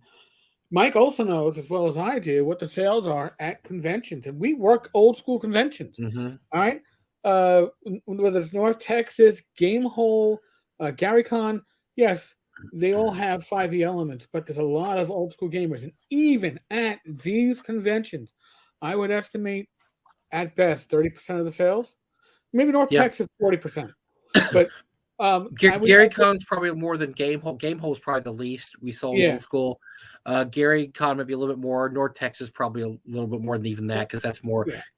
North Texas is more of a specifically old school. But you're right. Yeah, we just don't sell a lot of it. Most of our sales for old school stuff comes in the initial Kickstarter Indiegogo. That's when the people buy it. We don't get a lot of aftermarket sales. We just don't. And if they do buy it, they buy PDFs. They buy a PDF or a download. They don't buy the physical copy stuff. So that's another reason why also we do the Indiegogo stuff now, is because we can print to order. And that's why a lot of the Indiegogo stuff is sold out. We don't have it anymore. We're printing to order now. We're not printing all the whole paradigm of printing has changed now. It used to be that, okay, we got this Kickstarter. We're going to print out. So we sold 200 copies of this book. We're going to print out 400 copies because that's how much cheaper we can get it now that we're publishing a whole bunch. And we're going to give the 200 away. And then we have another 200 to sell. What ends up happening now is you have another 200 books that sit in your warehouse for 5 years or 6 years or 10 years. Now the paradigm is buy only what you need. If you need more, you can always print on demand, because print on demand has become so pervasive and so easy to do. That's what people are doing now. They're just printing out, like if we Indiegogo, if we sell 800 copies, we print 810 copies or whatever. And then if we ever need any more, we'll just do print on demand. So it doesn't make sense to publish, to basically make all these books anymore, because as Eric said, we're just not selling that much when it comes to secondary sales. Yeah. And really, COVID has changed a lot of your understanding of that, because you had a year without conventions, and a year where conventions this year are going to have less attendance. So you have to, listen, what it all comes down to, it's a business in the end, right? And you want to stay in business so you can keep producing. So you got to balance that stuff. And it's not, is it an exact science? No, if it was an exact science, people are getting paid to just do that math for you. It's not exact. So Lou asked, here's a question. What was your best gaming buy for 2021? I mean, there was a bunch. I'm going to say one thing that I wasn't aware of until 2021, even though I know it's been out for years and years, and there was a Kickstarter a few years ago, was Crypts and Things. I absolutely adore Crypts and Things. I absolutely adore that. So I went ahead, I got the older version first, and then I went ahead and bought the Kickstarter version, which came out a few years ago. And I just think it's an absolutely wonderful rule set. And if I was going to run a campaign again, I would run a Crypts and Things campaign. So even though it's old, that's an old product. I think it first came out like 2011 or 12, and then right. And I think the Kickstarter was 2018. Yeah. So, but I wasn't. I never really owned it myself and read through it, and I just loved it. I love the Crypts and Things. All right. So I have a lot of things I could say. And one of them is going to be the Cthulhu starter box, Call of Cthulhu starter box. Mm-hmm. What you get for your $25-$30, get it directly from Chaosium. So you get instant gratification of the PDFs in hand right away. I would say do that with the RuneQuest starter box too. But absolute number one is my subscription to the Cubicle 7 Warhammer reissues of the classic Warhammer series. Oh, because that stuff is so good. Oh Yeah. my god! I mean, these books are huge. They are ungodly. They almost cost me my they didn't cost me my marriage, but they almost cost me sleeping on the couch for a few days. But Rachel's like, "Holy shit! What the fuck?" And like and then like 2 months later comes like another full box. It's 2 huge books, and it's like, No, so it's you read research. them and It's go, "Yeah," research. at some point. No. So I also that's me, number one. the Swords and Wizardry box set that came out. It was Oh yeah, beautiful, absolutely beautiful. The one complaint, Eric, and I had, it was the font was small on it. It's hard to read, but it's an absolutely gorgeous box. I have to get mine over here. Mine's over here. and the GM screen for the Wizard box set, the right size. It is perfect. It doesn't obscure you from your players. It's what I like. No. Everything fits in there. It's just so great. Plus your own material. You know, if you have anything digest size you want to throw in there, it all fits in here. It's perfect. It comes with an adventure, dice, Darren's Gambit written by Matt Finch, all the books. Oh, and guess what else we have in here? We have character sheets. We have we have this kick-ass fold out screen. I mean, it's just absolutely beautiful. The Syragos artwork is gorgeous. I just can't say the one thing I say about it I don't like is to me, at least my old eyes, the font's a little tiny. Yeah, I had a problem. If I was 20 years younger, I would have been like, "Oh, this is perfect." Fuck the old wearing that out the table. And like I said, most digest stuff. I had some digest stuff here earlier. We can find some digest stuff will fit in it, so it's cool. Like if I'm sitting here, let's see. Grab something here. Oh, Maximum Hit Point by the old Fail Squad Games, our buddy Lloyd Metcalf. Oh, there's a great adventure in here. Oh, guess what? I think I can. Can I put it in my box? I can put it in my box. There it is. It fits in the box. Your box. What do they call it? Zines will fit in there. Digest, thing like that. So it's great. If you call it a Zine or Zine, Zine, yes. You can't be me. You got to pronounce it properly, or a free plug here. Levi Combs' Phylactery, which is awesome and has adventures in it. They all fit inside. It's just so that's probably another one of my favorite products. It was just such a dream come true type thing because we had been after Bill for years. Like, we really need to reissue Swords and Wizardry. We really need to reissue it. Yeah. And you weren't the only one. Oh, there's not enough people. We're not going to make enough money, but we did. It really worked out great. So John Miller, it's mind-boggling to me that Frog God sells 5 times more 5e than OSR products. Here's the deal. Everybody does, John. It's weird. It's just nature of you're an OSR fan. You're in the OSR. I'm an OSR fan.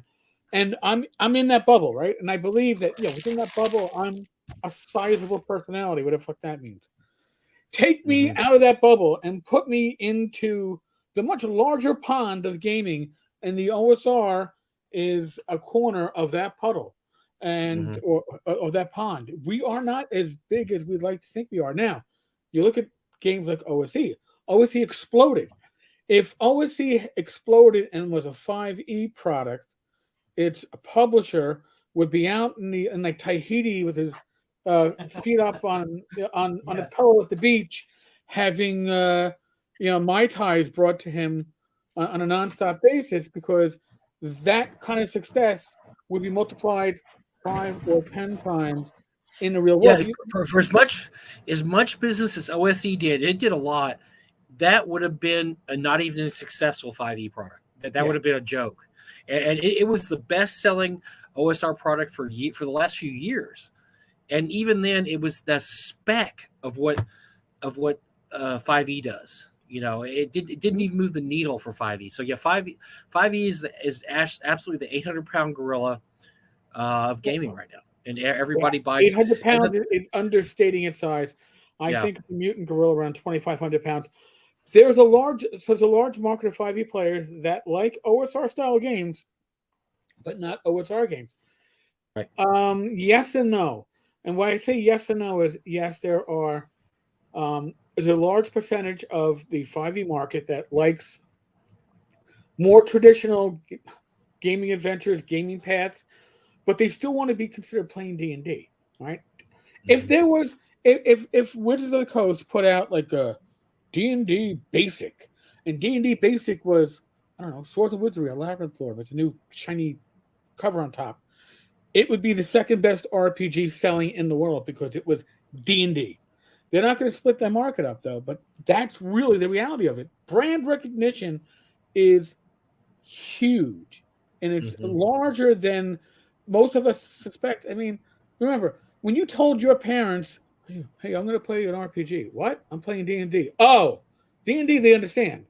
I need Right. I need some facial tissue. What? Kleenex. Oh, I'm going to make some copies. What? Xerox machine. Oh, I'm not using a Xerox machine. It's It's a made brand by name that's become, yeah. It's like yeah. in the South, we call every soft drink Coke in the South, even though it's not Coke. It's Dr Pepper or Sprite or whatever. We just generically call it Coke because it's just a thing. You call it Coke, but it's not Coke. Coke is just a generic name for soft drink. My wife calls it pop because she's from the Midwest. Everything's pop, but yeah, it's the same thing. A pop is generic for all colas. Well, D&D at this point has become generic for all RPGs. Everybody knows what you're talking about when you say D&D now. Right. John Miller, did any of you back the Ascendant Superhero RPG Kickstarter? I regret missing that one. I did not back it. I I've did heard not it's know good. about I've it. heard some good, very good things about it. Now, Oh, and yeah, go ahead. I want to say, John, real quick. I hate missing Kickstarter, having to have low quality product. So one thing that Zach does, Zach's a great COO. Every product we do, he orders a POD version of that product to see how it looks. And I'll be honest with you, the POD quality has greatly improved Oh, over the past couple of huge years. compared to what it was. Greatly improved. So it's not like it used to be when you used to get stuff from Lulu and it would be too light or the pages are off center or something like that. We rarely have those problems anymore. Usually the POD quality is extremely good. I'm Yeah, sorry, Eric. Go my ahead. best thing with Lulu was I ordered a game from Jason Paul McCartan with Polyhedral Dungeon. Great game. And I got the game, and it's digest size, but in the back, I got all the pages to the game, and I also got like 20 pages of some like romantic porn novel in the back. Awesome, thank you, Lulu, for the Oh, there you bonus. go. You got a little extra I reading was like, it's material like there.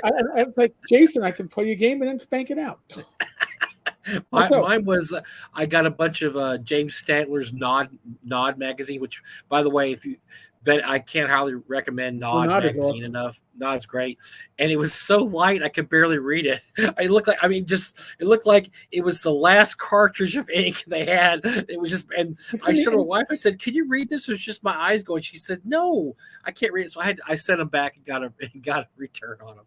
But it okay. was so light, it was terrible. You couldn't even read it. It was that light. So yes, Lulu would have problems, but none of our POD stuff has ever had those kind of issues. It's usually pretty good quality. Sometimes it's not as good, but most of the time it's It's really good. it's gotten a lot better.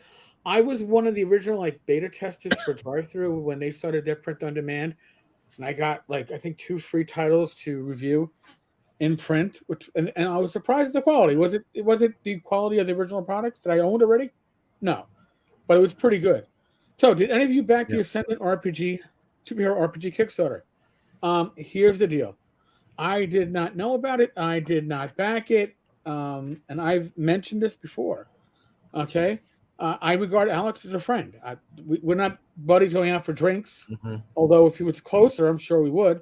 But I respect his work. His work on Axe was amazing. Yeah, really One of the good stuff. best RPGs that I don't play at the time, only because it's such uh, a huge amount of OSR RPGs to pull from. But if you're going to pull from one that's got a unique aspect to it, which allows for these racial classes without doing race as class, awesome. You want to design your own classes for an OSR game?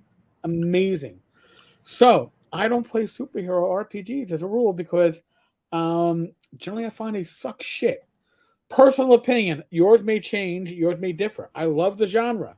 That being said, when I noticed that Alex Macris had published this, and I saw it trending on DriveThru, I took the community's money, the affiliate funds that I get on DriveThru.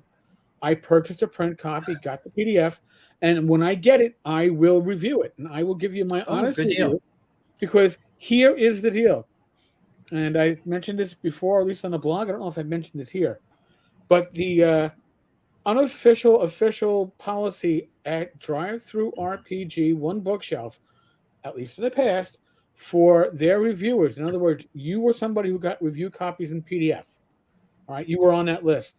If you were on that list, you were expected to not give an official review on drive-through that was less than 3 stars.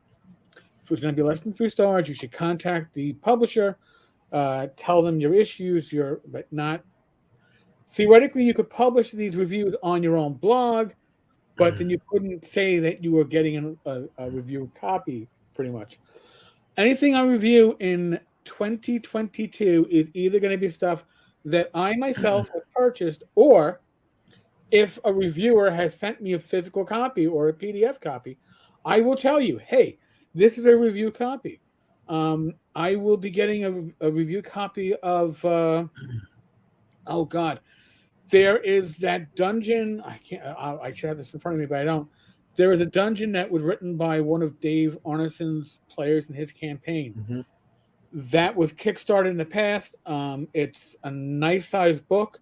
The publisher is sending me a review copy to look at and to review. And I was asked, hey, if you think it's shit, you can say it's shit, but at least say why, so we know why when we read your review.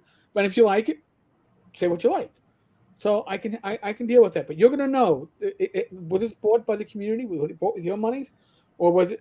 It's going to be honest reviews. It's not. I'm not going to be beholden to people to do a review.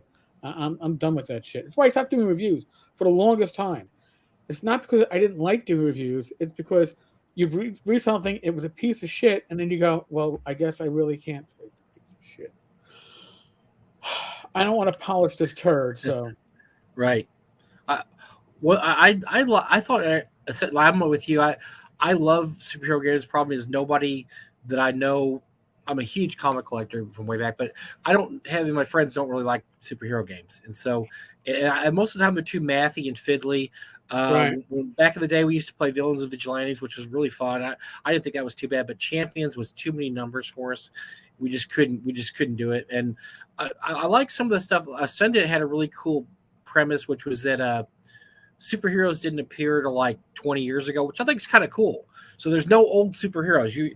They just started appearing like 20 years ago. Which I always like that because that means you're creating the history. Your guys are creating the history of your world. You're not, thousands. It's not a Tolkien world, or even a Marvel or DC world where there was heroes back, in the old West and back even farther than that. Nope, they only started 20 years ago. So I thought that was a cool little twist to their plot. I like that a lot. But yeah, I like a lot of Alex's stuff. I have a lot of the Axe stuff, and it's just very well put together, very well. And it's Courtney wrote something for Axe, Yep, he gets a bad rap, but honestly, look, the guy worked for Milo for a year. That's where he gets the bad rap from. He worked for Milo. People hate Milo for good reasons or bad reasons, whatever. They hate him, but he worked for him, and like he worked. I mean, there's people I know that work for Amazon, Jeff Bezos. I can't stand Jeff Bezos, Amazon, but I'm not going to say they're a worthless piece of crap because they're working for Amazon. Sometimes you just take a job because you need a job.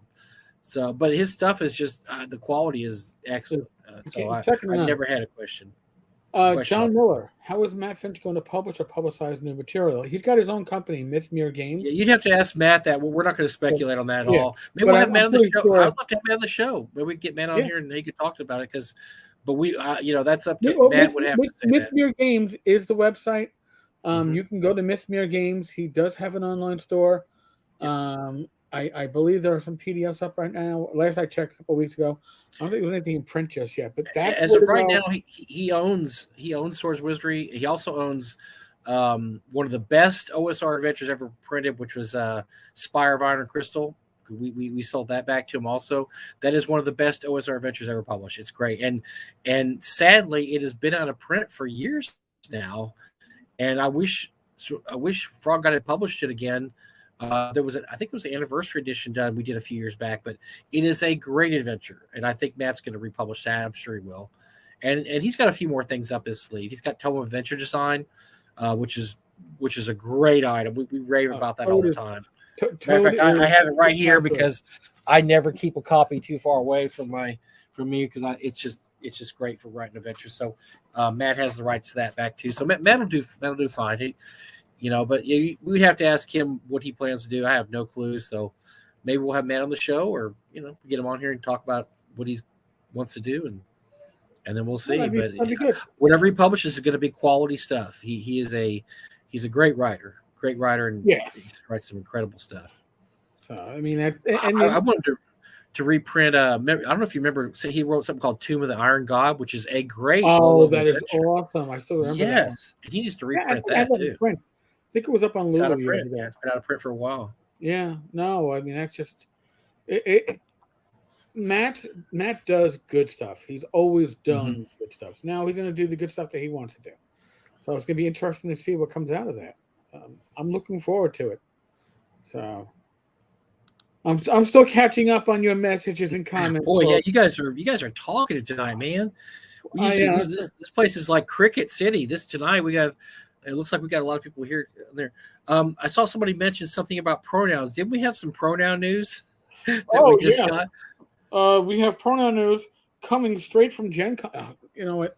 Oh, boy. You take over for a moment, Mike. I think. Oh, hear me. I do have it. I do have the article.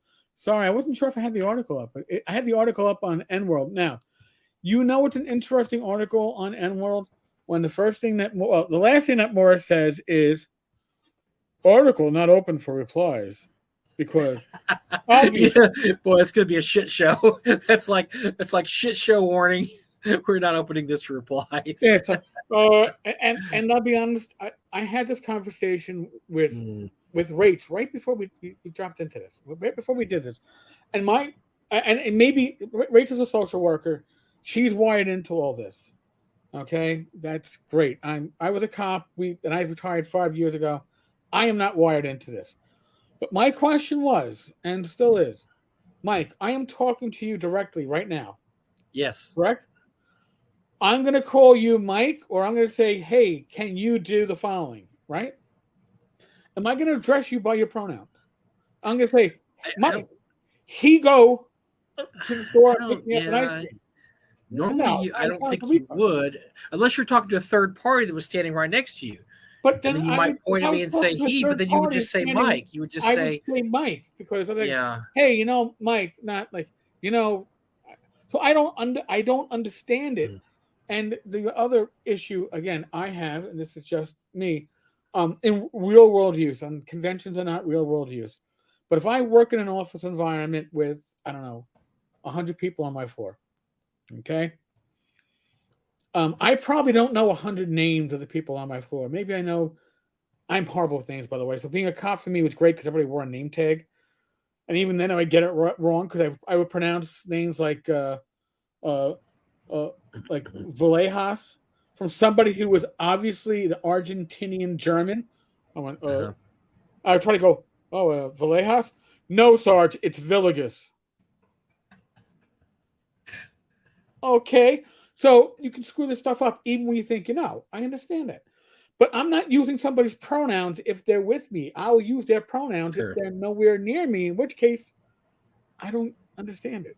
It really hurts my head. I'm not going to say virtue signaling because I don't know. Look, it's very important to some people. Their pronouns are correct. So, and it even says on there, if you don't want to do it, don't do it. So, no, that's not what they say, Mike. Oh, no. What do they say? Users are encouraged but not required to add their pronouns not required. to their profile and their badge. A blank option is available for those who don't wish to have their pronouns visible on their badge. I would, I would put something. I would go jackass. You know me, right? You're a jackass. That's perfect. Yes. Right. Yes. So you're talking about Jack? Yeah, ass went around the corner and now he's coming back. Yes. Or put dead alive, or I don't know, but yeah, I'm sure some people are going to go nuts over it, make a big deal about it, but I don't go to Gen Con anymore anyway, so I don't care. They do whatever they want now. They can burn the whole thing down. Hey, apparently Watsy doesn't go there either, and neither does Paizo, so, whatever they want to do is fine. So I'm probably never going to go there again. I honestly, getting over COVID, and I remember all the times I've had con crud and thinking about 60,000 people, and I'm about almost 60 years old. No thanks. Not going to do it anymore. I just not going to do it. Not going to do those big giant gangbangs. No, I would say that Gamehole is probably as large as I'm going to go because Gamehole is and no insult to Gary Con, and we'll bring up Gary Con in a moment. But Gary Con, last time I went, which was 2019, right? Yeah, 2 years of no COVID. Uh-huh. Literally, the New York City resident who took a train on occasions, only when I had to, but has frequently used the New York City subway system. I know what it's like to be a sardine. I was getting claustrophobic at Gary Con. Yeah, we both talked about that. That was the last Gary Con both of us. Well, that's the last one they had. Yeah. And yeah, it was over.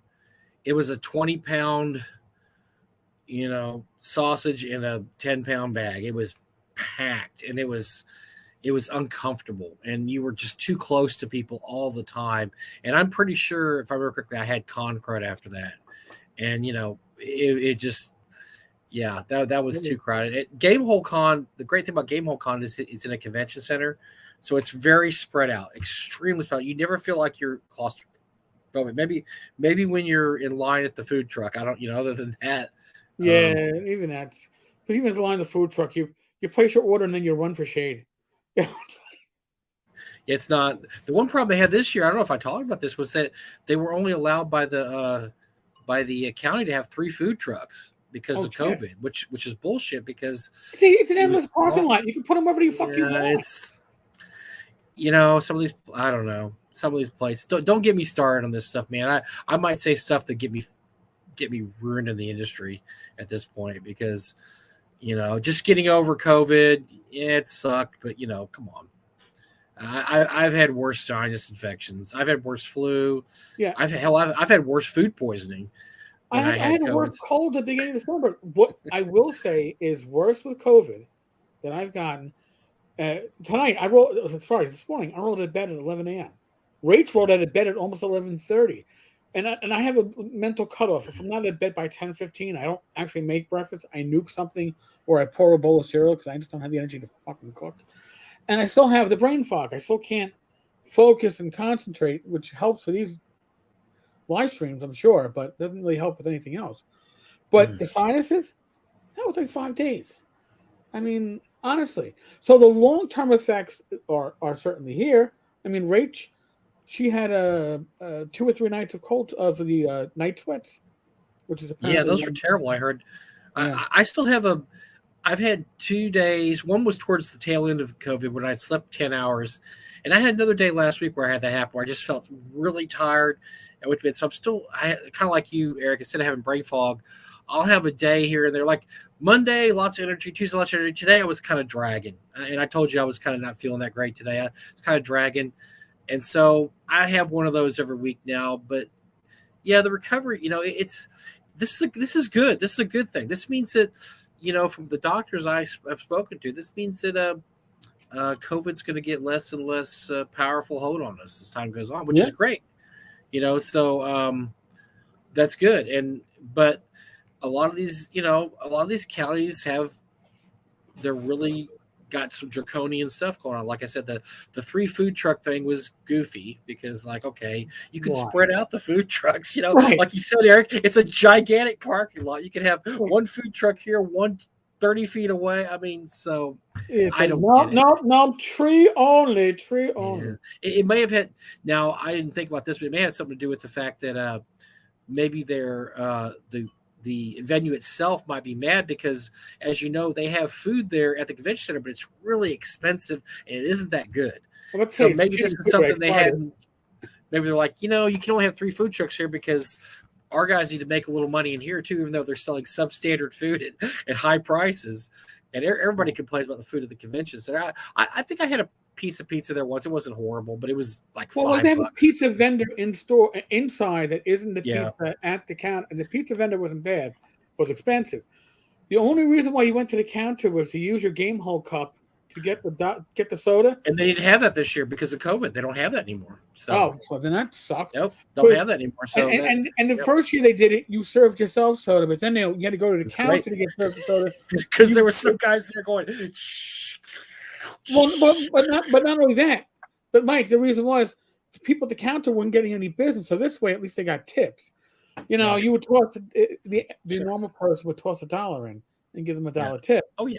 Because they poured you a soda, and it cost you quote what the $10 or $20 the soda cup cost you. It was a great deal. I just, it's like the same thing with buffets. We still don't have buffets around here anymore because, the COVID stuff. Most of the buffet places around, or at least where I live, they've shut down. Or they don't, like the Indian restaurant my wife and I just love. They haven't had a buffet in 2 years, which sucks because I love Indian food buffets, because I like to take a little of this, a little of that, a little of that. And so now it's just like, no, you got to order something, which kind of sucks. But yeah, it's the same concept. Is that I think that's why they're not doing the cups anymore either. You might breathe on somebody else's cup, or it's Right. not. I mean, let's face it, it's not. Yeah, it's probably messy and dirty to have a couple hundred people squirting. Maybe little iffy. Yeah, it's probably a little dirty. Yajin has a question. Drive-thru sells PDFs of the original BX, but not printed copies. Anyone know how to get printed copies? Now I'll take this back to something Courtney said about 5th edition basic rules. You can only get them in PDF. You can't get them in print. And actually, I think they're the only PDF rules or accessories that Wizards of the Coast gives for 5e. But because if I believe it correctly, WotC doesn't have any of their products in PDF, right? No. So what you can do, and I'm not giving professional advice, and I'm not telling you to do anything to do it for profit. Okay, you can do for personal use. Say you had the 5e basic rules. You could go to Lulu, and you could upload them with the cover art that you want and print yourself a personal copy. Mm-hmm. I am sure it's just as easy to do so with the basic or expert rules or the Beckme rules or whatever. I would love to show you my copy of the basic rules for 5e, but excuse me, I no longer have it. I gave it to my son's fiance when she was playing 5e because she couldn't afford the rules, and she was playing from the PDF. So I said, "Here," and then she stopped playing. You need your rules back, man. Come on, give me my rules back. Fuck 5e, god damn it! And then, to be honest, listen, people complain about Pathfinder, and I'm certainly one of the people that complains about Pathfinder. But the Pathfinder beginner box for Pathfinder 1e was a version of Pathfinder I would have happily played and possibly even run. And if they had put out like Pathfinder expert rules levels 4 through 7, I would have bought that too. It was really well done. It was nice. Yes. And here's the thing. When I saw the Tenkar is going to be we. No. I'm going to be the royal they or we.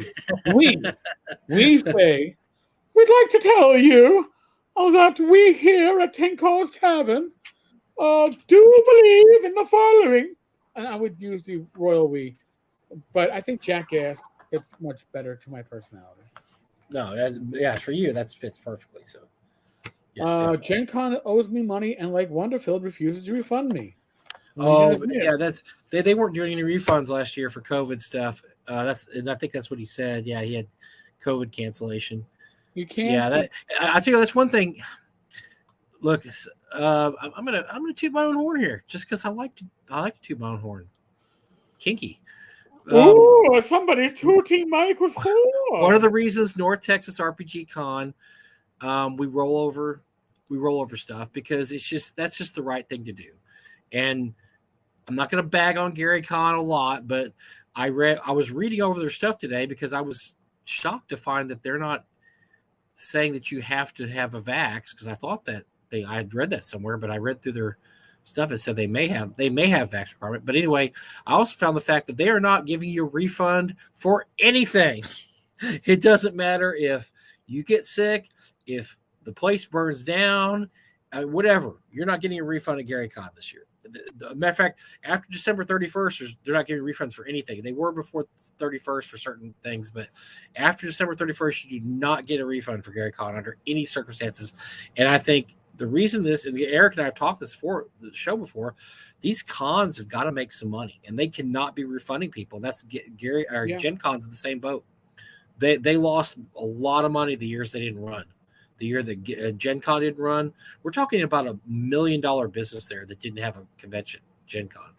And so, yes, they're not going to refund your money. They're just going to give you this and say, yeah, if you want to come back, come back. If not, double barrels, dude. either come back if you want or not. We don't really care because we need the money that bad that we don't care about pissing you off. Yeah, and honestly, and I've heard it from, I'm not going to name any names, but people who always get like what the golden badges, the adamantium badges, the whatever, diamond level. Yeah, and COVID canceled them out, and it was a pain in the ass to get that shit rolled over. It's like, these are your big spenders. These are the people that are going to come to your con and spend thousands of dollars.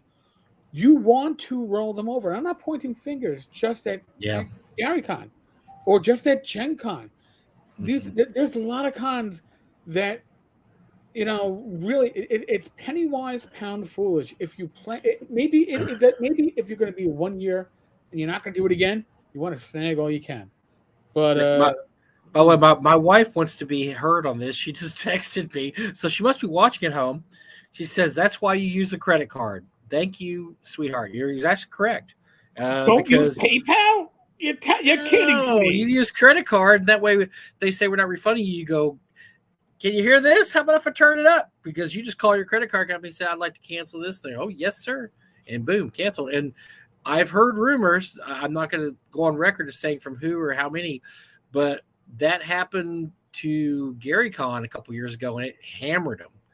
Because what happens is when people – so you have a company that takes credit cards, they don't like to see chargebacks because chargebacks means you may be doing something shady. You've worked in retail, Eric, and I have too. Oh my God, chargebacks! And they don't want to see chargebacks. No. Hey, somebody's going to threaten a chargeback. Listen, they're giving you back a TV set with a bullet through it. Take the fucking TV set back with a bullet through it. As my wife says, my wife disputes all the time if something doesn't come right. If they give her any attitude at all, she's like, okay, fine. Just calls credit card company. I dispute this charge. And guess what? Credit card companies side with you 100% of the time. And so the problem with GaryCon was this is what I heard. This may not be true if Luke or anybody wants to pop in, but I heard they had an abnormal amount of cancellations to their credit cards, and that hurts the ability for them to work with certain credit card companies. Certain credit card companies could cut you off. American Express is renowned for doing that. If you get if you have a business and you get a lot of chargebacks, you take American Express, they will absolutely cut you off and say you cannot take American Express cards. Chargebacks cost the company. Mm-hmm. They cost the credit card, whether it's MasterCard, Visa, American Express, Discover. Oh, that's too bad, Legion. There's these the fees that we don't know about as consumers, but trust me, as a business that you know about, somebody's going to come out of the loss. And when the credit card company comes out taking any kind of a loss, they're not happy. Now, by the way, I'm going to say something that's totally off topic, but we had 26 live viewers at one point. If you're we're not doing anything. We're just talking. Mike hasn't taken his shirt off yet. We haven't gone. But Mike, hold on a second. James Bond showed nipple at the con. I could do that. Yeah, that didn't do us any good at all. If you're watching this, I ask one thing: subscribe. If you're having a good time, subscribe. You don't want to miss next week. We're gonna have John Peterson. Oh no! Or the week after that, which we have some great guests scheduled after that even too. Well, we have, without dates actually booked yet, we are going to have two principals behind Emperor's Choice Publishing. Those are the ones that are publishing Arduin. They hope to be able to announce some new possible projects that are going to be coming out in 2022. Arduin's that's as old school as you can get, brothers. Yes. So, there's maybe somebody else that might give a counterpoint to some of John Peterson's stuff. Maybe. So we are going to have a busy February. It's going to be a lot of fun. You don't want to miss this stuff. You might say, and I'm sure a lot of you do, wow, man, Tenkar is a fucking putz. And that's putting it nicely. Maybe he's a fucking asshole. That's fine. Our guests are not assholes. We are going to bring. We haven't brought anybody in the past couple of weeks because, let's be honest, Mike and I are not at 100%. It is January. That's tough for most people, and we both had COVID, and this is so much easier just to get up and drag yourself to the computer and do a show you don't have an agenda, you don't have to talk to somebody and have questions, because like Eric said, when you get this stuff's hitting you, man, you don't feel like doing anything. It's a beatdown. And again, Mike and I for me, I've hit what now, like 3 weeks. The first week really, really sucked, but the last 2 weeks have just been fucking annoying. My moments of true clarity have been minimal, and it's in the. Listen, I don't do much driving in this state, but when I do drive, it's usually I get to my location and I'm like, how did I get here? You forget 90% of the ride. You're on autopilot, and thank God for the subconscious mind that allows you to drive. But it's like, okay, well, hopefully I can answer better questions to the doctor I'm going to be talking about my health. I did so. The warehouse, which I'm at now, I do the broadcast. So I've been coming up here almost every day since Doug passed away because we're trying to go through all this stuff and we're having auctions and selling things or whatever, and just going through it all. But it's only a 5-minute drive from my house. I can make that drive, but I'll get up here and I'll start working. I don't know, like 8 or 9 o'clock, and then in the morning by 5 o'clock, I'm absolutely beat, and I haven't done anything. I barely moved the seat, but that's how worn out COVID, at least to me, gets you. I'm ready to go home and go to bed. I mean, after about 5 or 6 o'clock, Right. when I can usually stay up till, normally I stay up here till 11 or 12, and I normally only need about 6 hours sleep at night. But man, it will just hit you, and it just tires you out. Before COVID, I was doing 6.5, 7.5 hours of sleep at night. Now I am 9 to 11 with occasional naps, but they're not my normal. Before I would nap, and I'd be like, "Oh, I just had lunch. It's 1:30. And then you pass out for an hour and a half, and you feel great." No, it's like, "Oh my God, the sun's going down. It's 4:30. I need to sleep now for 3 hours, and then wake up for a live stream," which I did to Joe the other day. Yeah. I was like, Oh yeah, oh shit! Oh I boy. need to break out one of those, Gatorade kicks, not Gatorade, Mountain Dew kickstarts, because I need the caffeine rush. Because holy shit! See, I've still not quite got my smell and taste back, and I think I told you this, Eric, but the only way I don't drink coffee, so I get caffeine from soft drinks. Soft drinks taste like ass now because I can't really taste it. I mean, some things I can taste, like cookies taste fine. I had some chocolate the other day. I could taste the chocolate. Every once in a while, I'll get a taste from something, especially if it's spicy. But I don't know what it is, but something about soft drinks, it just tastes like acid. It's just nasty. There's no Vita Energy. These are caffeine mints. 2 mints is equal to a coffee. Oh yeah, okay. Well, they're available on Amazon. I don't have an affiliate link. I think Zach gave me some caffeine gum once that was interesting, and we chewed it on the way to I think GameHole.com one year, and it pepped me up pretty good. But man, it had a weird aftertaste. But no, these are pretty good. It really worked. If you like Altoids, they're a bit more Altoidy than Altoids. Okay, I'll have to look for those then. Yeah, I found these. I don't know, like before COVID. Oh my God, I found these like 3 years ago, and I bought a 6-pack on Amazon, and I brought one down to my local pub.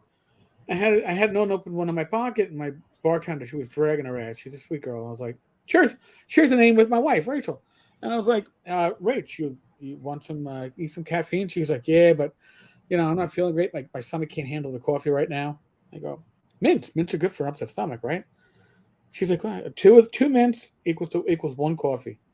See her like a week later. She's like, oh my God, that shit got me through the week. Holy crap. Well, I got, what are they called again? Free advertising? Viter, VITER Energy. Viter Energy. Right. I'm going to look for it. This is not medical advice, folks. I don't give medical advice. No medical advice. We had that issue earlier on Facebook, and I mentioned it on the cast. But we don't give medical advice. We talk about our. Oh my God! Let's not go into that again. No, crap. I don't think I can. I don't. With my own sanity, I don't think. Oh. Like, do you know how many PMs I got in like the last, I don't know, day and a half? Hopefully, they're all supportive. Oh, they were. There were people like, dude. Not for nothing, but I'm pretty far left, and he's a jackass. So that's like the second or third person that's gone after you and or I that's been so fringy. Like we're like, this guy's like nobody, and it's like we're not even big names in this. There's plenty of vloggers that have more subscribers than us. I don't know why they come after us, but it's like they got to bring down Tenkar. That's their big thing. And so, Well, there's somebody's a reason because we don't take political stands, right? We don't go out there and say rah rah rah for this or rah rah rah for that. We don't say like, no, we're neutral, and we don't take even listen. Mike and I, by being neutral, they detest us because we're not taking a side. And so, by not taking a side, we're doing the wrong thing. I'm not abusing my influence. I have to abuse my influence and use it where they see fit. So therefore, it's a legitimate use. For those who don't know, somebody basically accused Eric of being an anti-vaxxer. Me, but he's had the shots, so he's the weirdest anti-vaxxer I've ever met because he's had all the shots. But Luke, you need to turn out he was an anti-vaxxer because we don't get on the show and for 2 straight hours harangue everybody here to take the vax and to wear masks. So that makes us anti-vaxxers. The fact that we don't just use I'm killing people 2 hours of our show to harangue you guys and just make you do that. Yeah. Mike, I was killing people by not telling them. Yes, and Eric caused deaths by not using his position. Mass deaths, folks. By not using his soapbox to just go on and on about that. Look, you guys are all adults. We're not going to lecture you like Daddy Tenkar and Daddy Bad Mike. That's the dumbest take ever. And this guy was 2 daddies. Just remember, if you're watching this show, yes, you got 2 daddies. Okay? Yes. Little Bruce has 2 daddies. No, but no, it was just the dumbest take ever. And the guy and so Eric and I bombarded him with facts, and he got so upset he blocked us and knocked us off the. Blocked us. And then we can't see what he's doing anymore. Wisely deleted. Yes, wisely shut down the thread, which was just dumb to begin with. And it's yeah, and folks, just as like a public service announcement. Okay, Mike, are you in the medical field, by the way, Mike?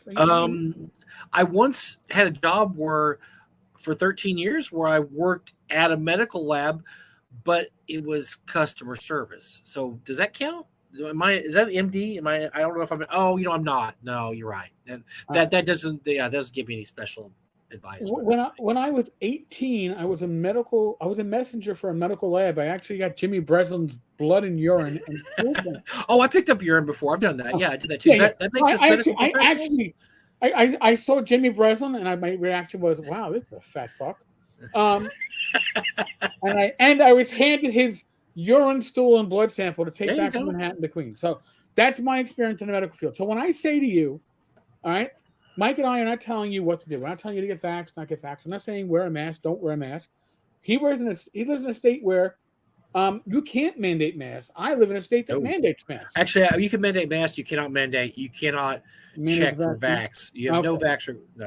I get a vaccine requirement if I want to go into a public. They don't allow you to do vaccine. But we're not medical professionals. It's not.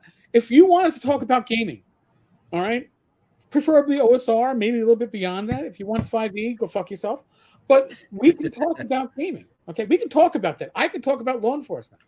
I can opine about it. But I tell you, I usually say at the end of this cast or the end of an episode, I say, what do I say? Talk to a medical professional that knows your medical history and be guided by such. Why?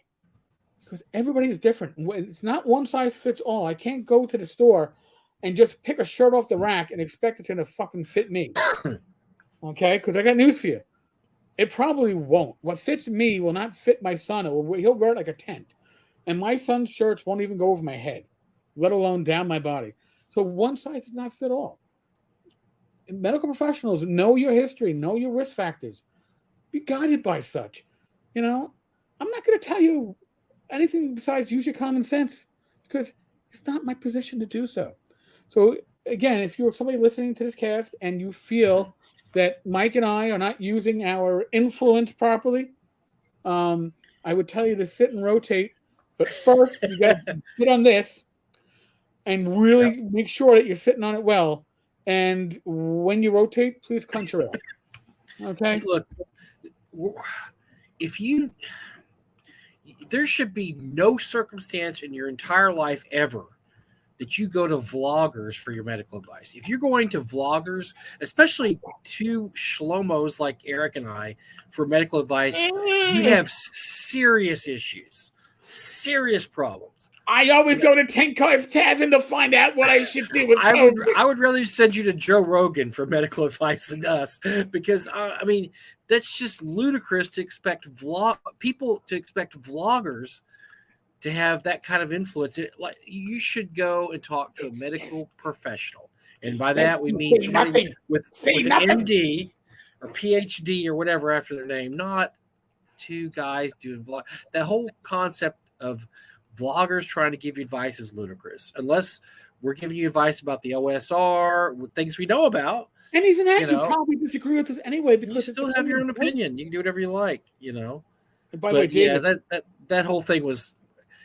at this point, idiots used to piss me off. Now they just make me laugh, because I guess I'm getting so old. I've seen so many idiots that I could just kind of classify them now. Okay, that's that kind of idiot. This is this kind of idiot.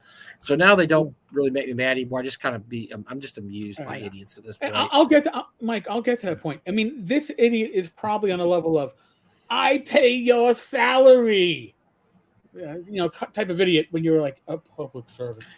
I just think it was funny that he went on somebody else's thread, and I don't think he thought either of us would see it, and just threw out. Oh yeah, Eric's an anti-vaxxer, because I was like, well, and I'm like, whoa. But the thing he's is, had the vaccine. He names Tenkar, and he's, quote, a Facebook friend of mine, and at the time was in the Tavers community, because before I gave him the, and he's typed out Tenkar. And when you do Tenkar, it automatically tries to fill in the rest. Eric Tenkar. Oh, how many Tenkars are there? But no, he said, no. I just want Tenkar because I don't want to deal with Tenkar. I just want to signal my shit. And by the way, David, thank you. David Betzel probably wouldn't be watching you guys if you picked sides. Again, if you're coming to us for political advice, if you're coming to us for medical advice, we don't know what we're talking about. No. Okay? You don't come to us for that. I think I voted for the Green Party one year. Don't come to me. I don't know what I'm doing. I have no clue. I voted for the Green Party years ago. So I think I voted for, who was the guy that ran third party in like 70? I don't know. I voted for Ross Perot. I don't know. I voted for just Perot. I don't know. No, dude, I did. And listen, I still remember going to college in 1988. And going to the chess room, which is where all the geeks and gamers hung out in, because who the fuck else plays chess? And it was also where you had the Space Invaders game where you could sit down and play. And I remember coming in there, and we all sat down after the election, and it's like, this guy's like, I want to make a true confession. I voted for Dukakis. Remember Dukakis driving in the tank? And I'm like, really? I voted for him too. And it was like everybody voted for Dukakis, who lost, right? Remember, it's embarrassed. I told Rach, and I said to her, I go, listen, I have a true confession to make. I go, if I ever tell you who to vote for president, don't listen to me. just wipe that from your mind. I go, because from 1988, the first election I could vote in, until now, I have yet to vote for a winning candidate for presidency. Now, I've often voted for third party with the idea of maybe we'll get a viable third party and they'll hit that 3 or 4% where they can start getting federal funding, and then we'll maybe actually have more than just two parties. But in presidential elections, I don't follow my vote. We don't know what we're talking about. So unless it's something that we know we're talking about. Conventions. We go to conventions. We know what we're talking about. We play gaming stuff. Look, we got gaming stuff all over the room. I got game. I mean, I know what I'm talking about. Don't people that expect you to give advice about things you don't know about are just loony toony. So that's that's just as silly. And so yes, but we've had a couple of those the last few months that have gotten mad at Eric because Eric just won't commit to. Come on, man, take a stand. But Mike, I've been hearing this stuff for years, for at least the last 8 or 9, maybe 10, on the blog side, and with the stands of you abuse your soapbox because you don't use it to endorse whatever issues that were supposed to be issues that I should endorse. And my whole thing, and I apologize in advance if you disagree with this as a listener. or a viewer. But my thought is my soapbox should be used for gaming issues, right? You listen to me for fucking gaming issues. You don't want to hear my politics. You want to hear us beat up on Whitman. Now, that's always fun, right? Because he's a punching bag. That's the kind of thing we like doing, and that's fun. And then we can tell you, Whitman. Yeah, we miss you, Whit. We really miss you, man. So because that was guaranteed Boffo ratings as a Whitman show. God. But but that's the kind of stuff we like to talk about, and that's stuff we know about, and it even cracks up. People go, man, you spend too much time talking about people that steal money from us. Like, what do you mean? Like, you spend too much time talking about Gareth Skarka and this and that. Like, but we're trying. Now, that's something we're actually know something about that we're trying to help you with, because we're trying to say don't spend money on. I like Gareth Skarka. He's an icon in the industry. He's iconic. He's iconic. He's something. He lives on a pet cemetery because all his animals die. So I don't know, he lives in pets. By the way, our buddies Venger and them, they roasted Gareth pretty hard the other day. So did they? Oh, now I gotta watch it. Oh man, they absolutely they're not. You know what? They're not as circumspect as we are, Eric. They get a little rowdier than we do about stuff. So.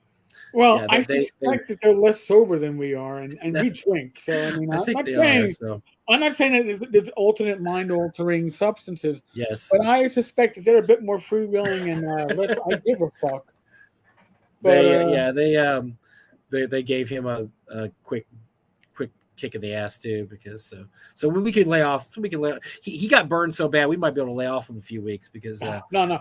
Well, here's the thing. The new due date is the end of January, right? Oh God, another due date. Oh my God. So wait.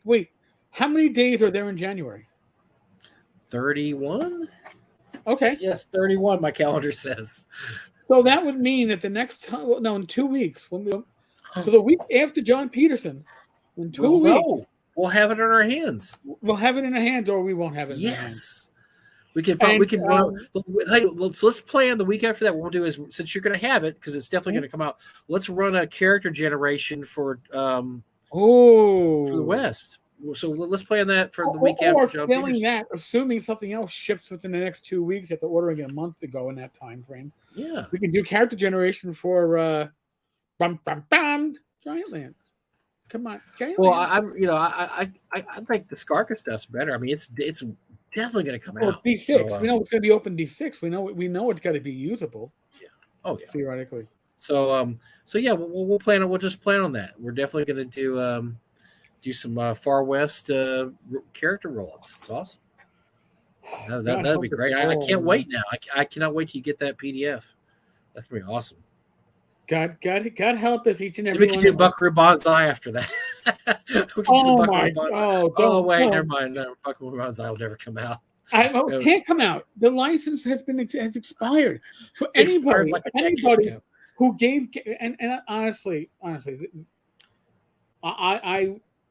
me now compared to the me back then, if I saw somebody really pushing a property like Far West, the multimedia extravaganza with books, movies, music, RPGs, it's going to be the $1 billion property. If I saw that, I would know. By the way, I don't know if this is new. I don't think I saw this.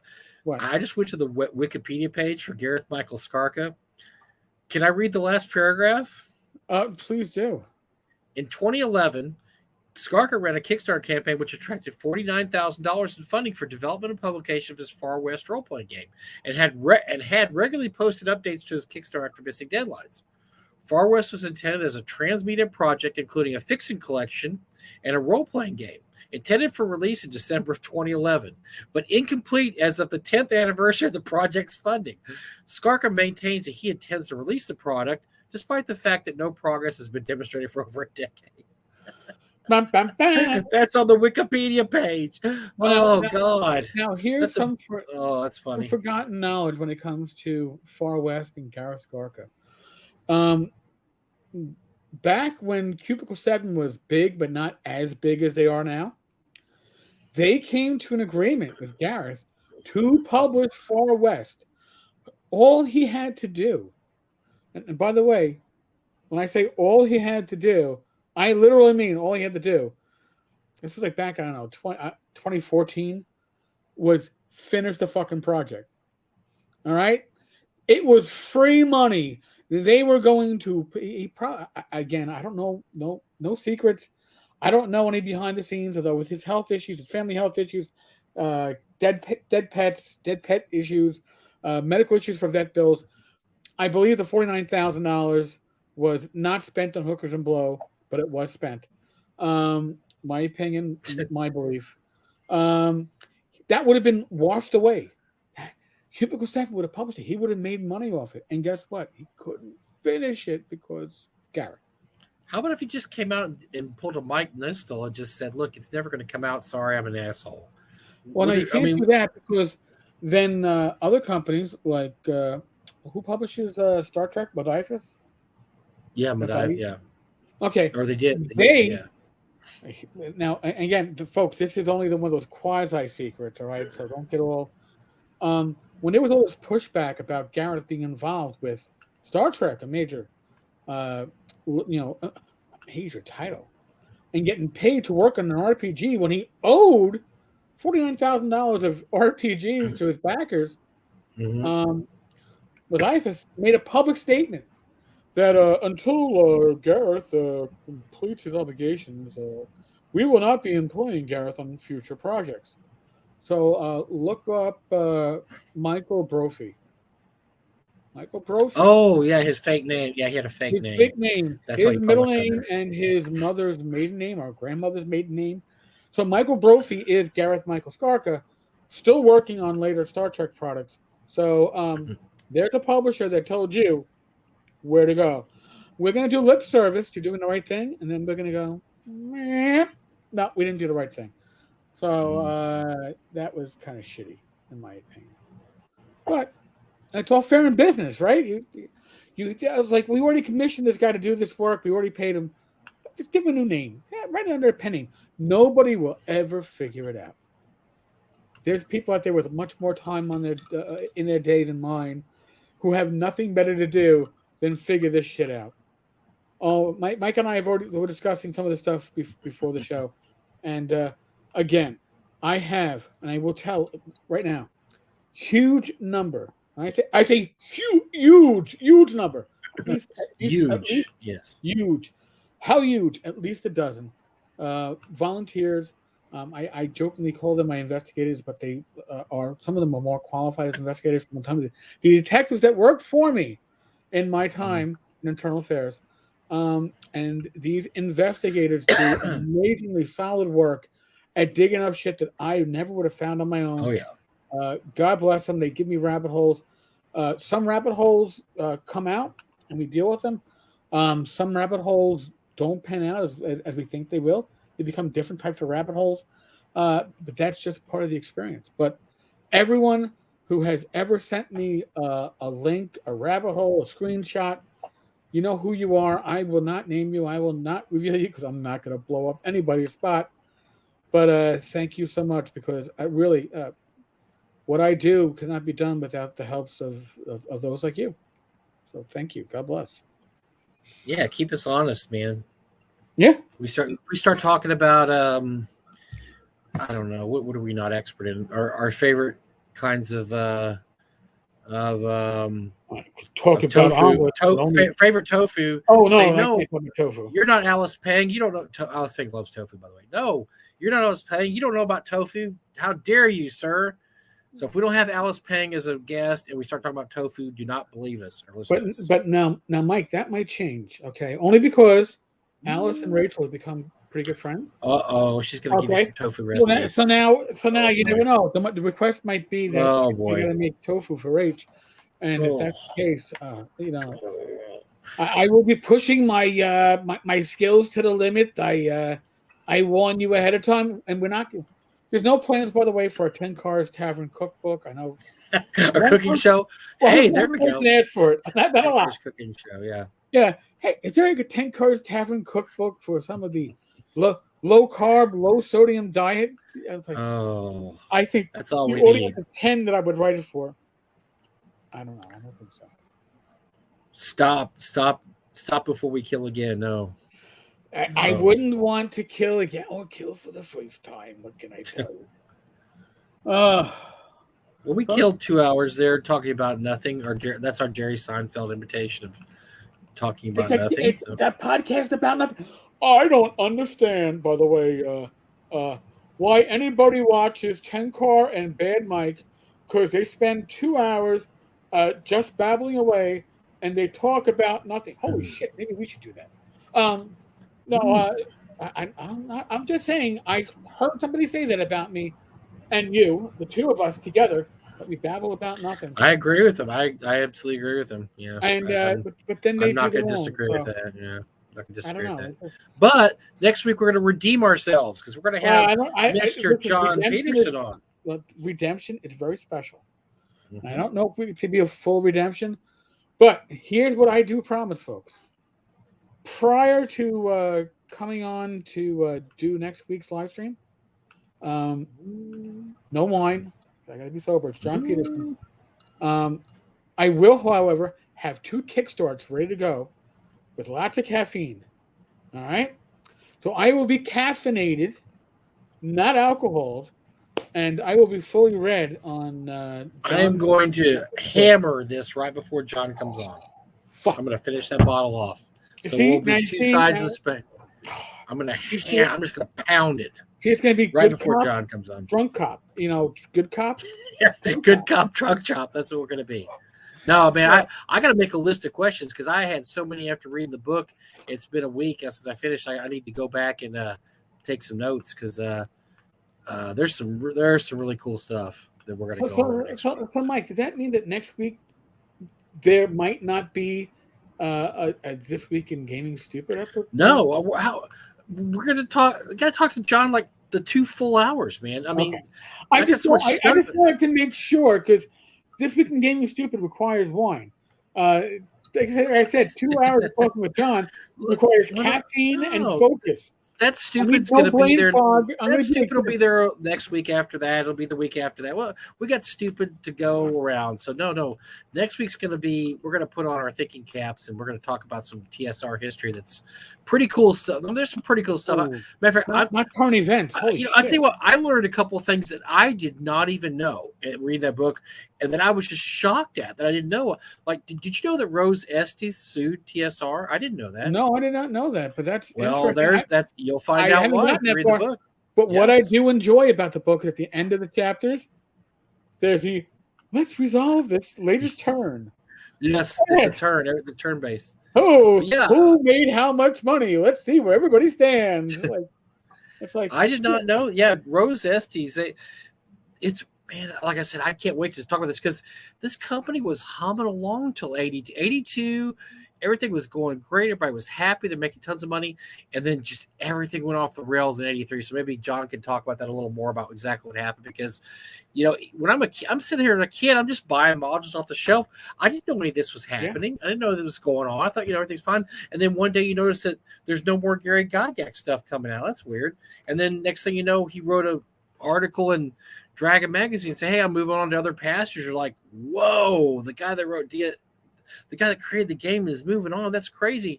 And of course, back then you don't have the internet. I didn't find out any of this stuff till like the 90s. And then you're on the internet. Then like, oh yeah, here's why Gary left. And you're like, wow, I didn't know any of this. But yeah, you just keep buying stuff off the shelf. You don't know what's happening and what's going on. And then you find out later. And so it's pretty fascinating. Some of the stories are really interesting. I'll try to get.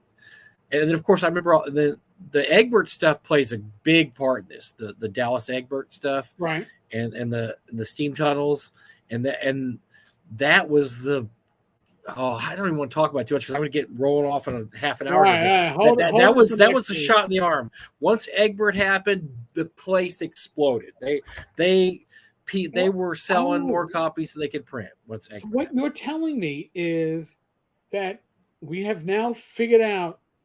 New TSR's whole theory is we need the best bad publicity in the world, and we're going to blow up.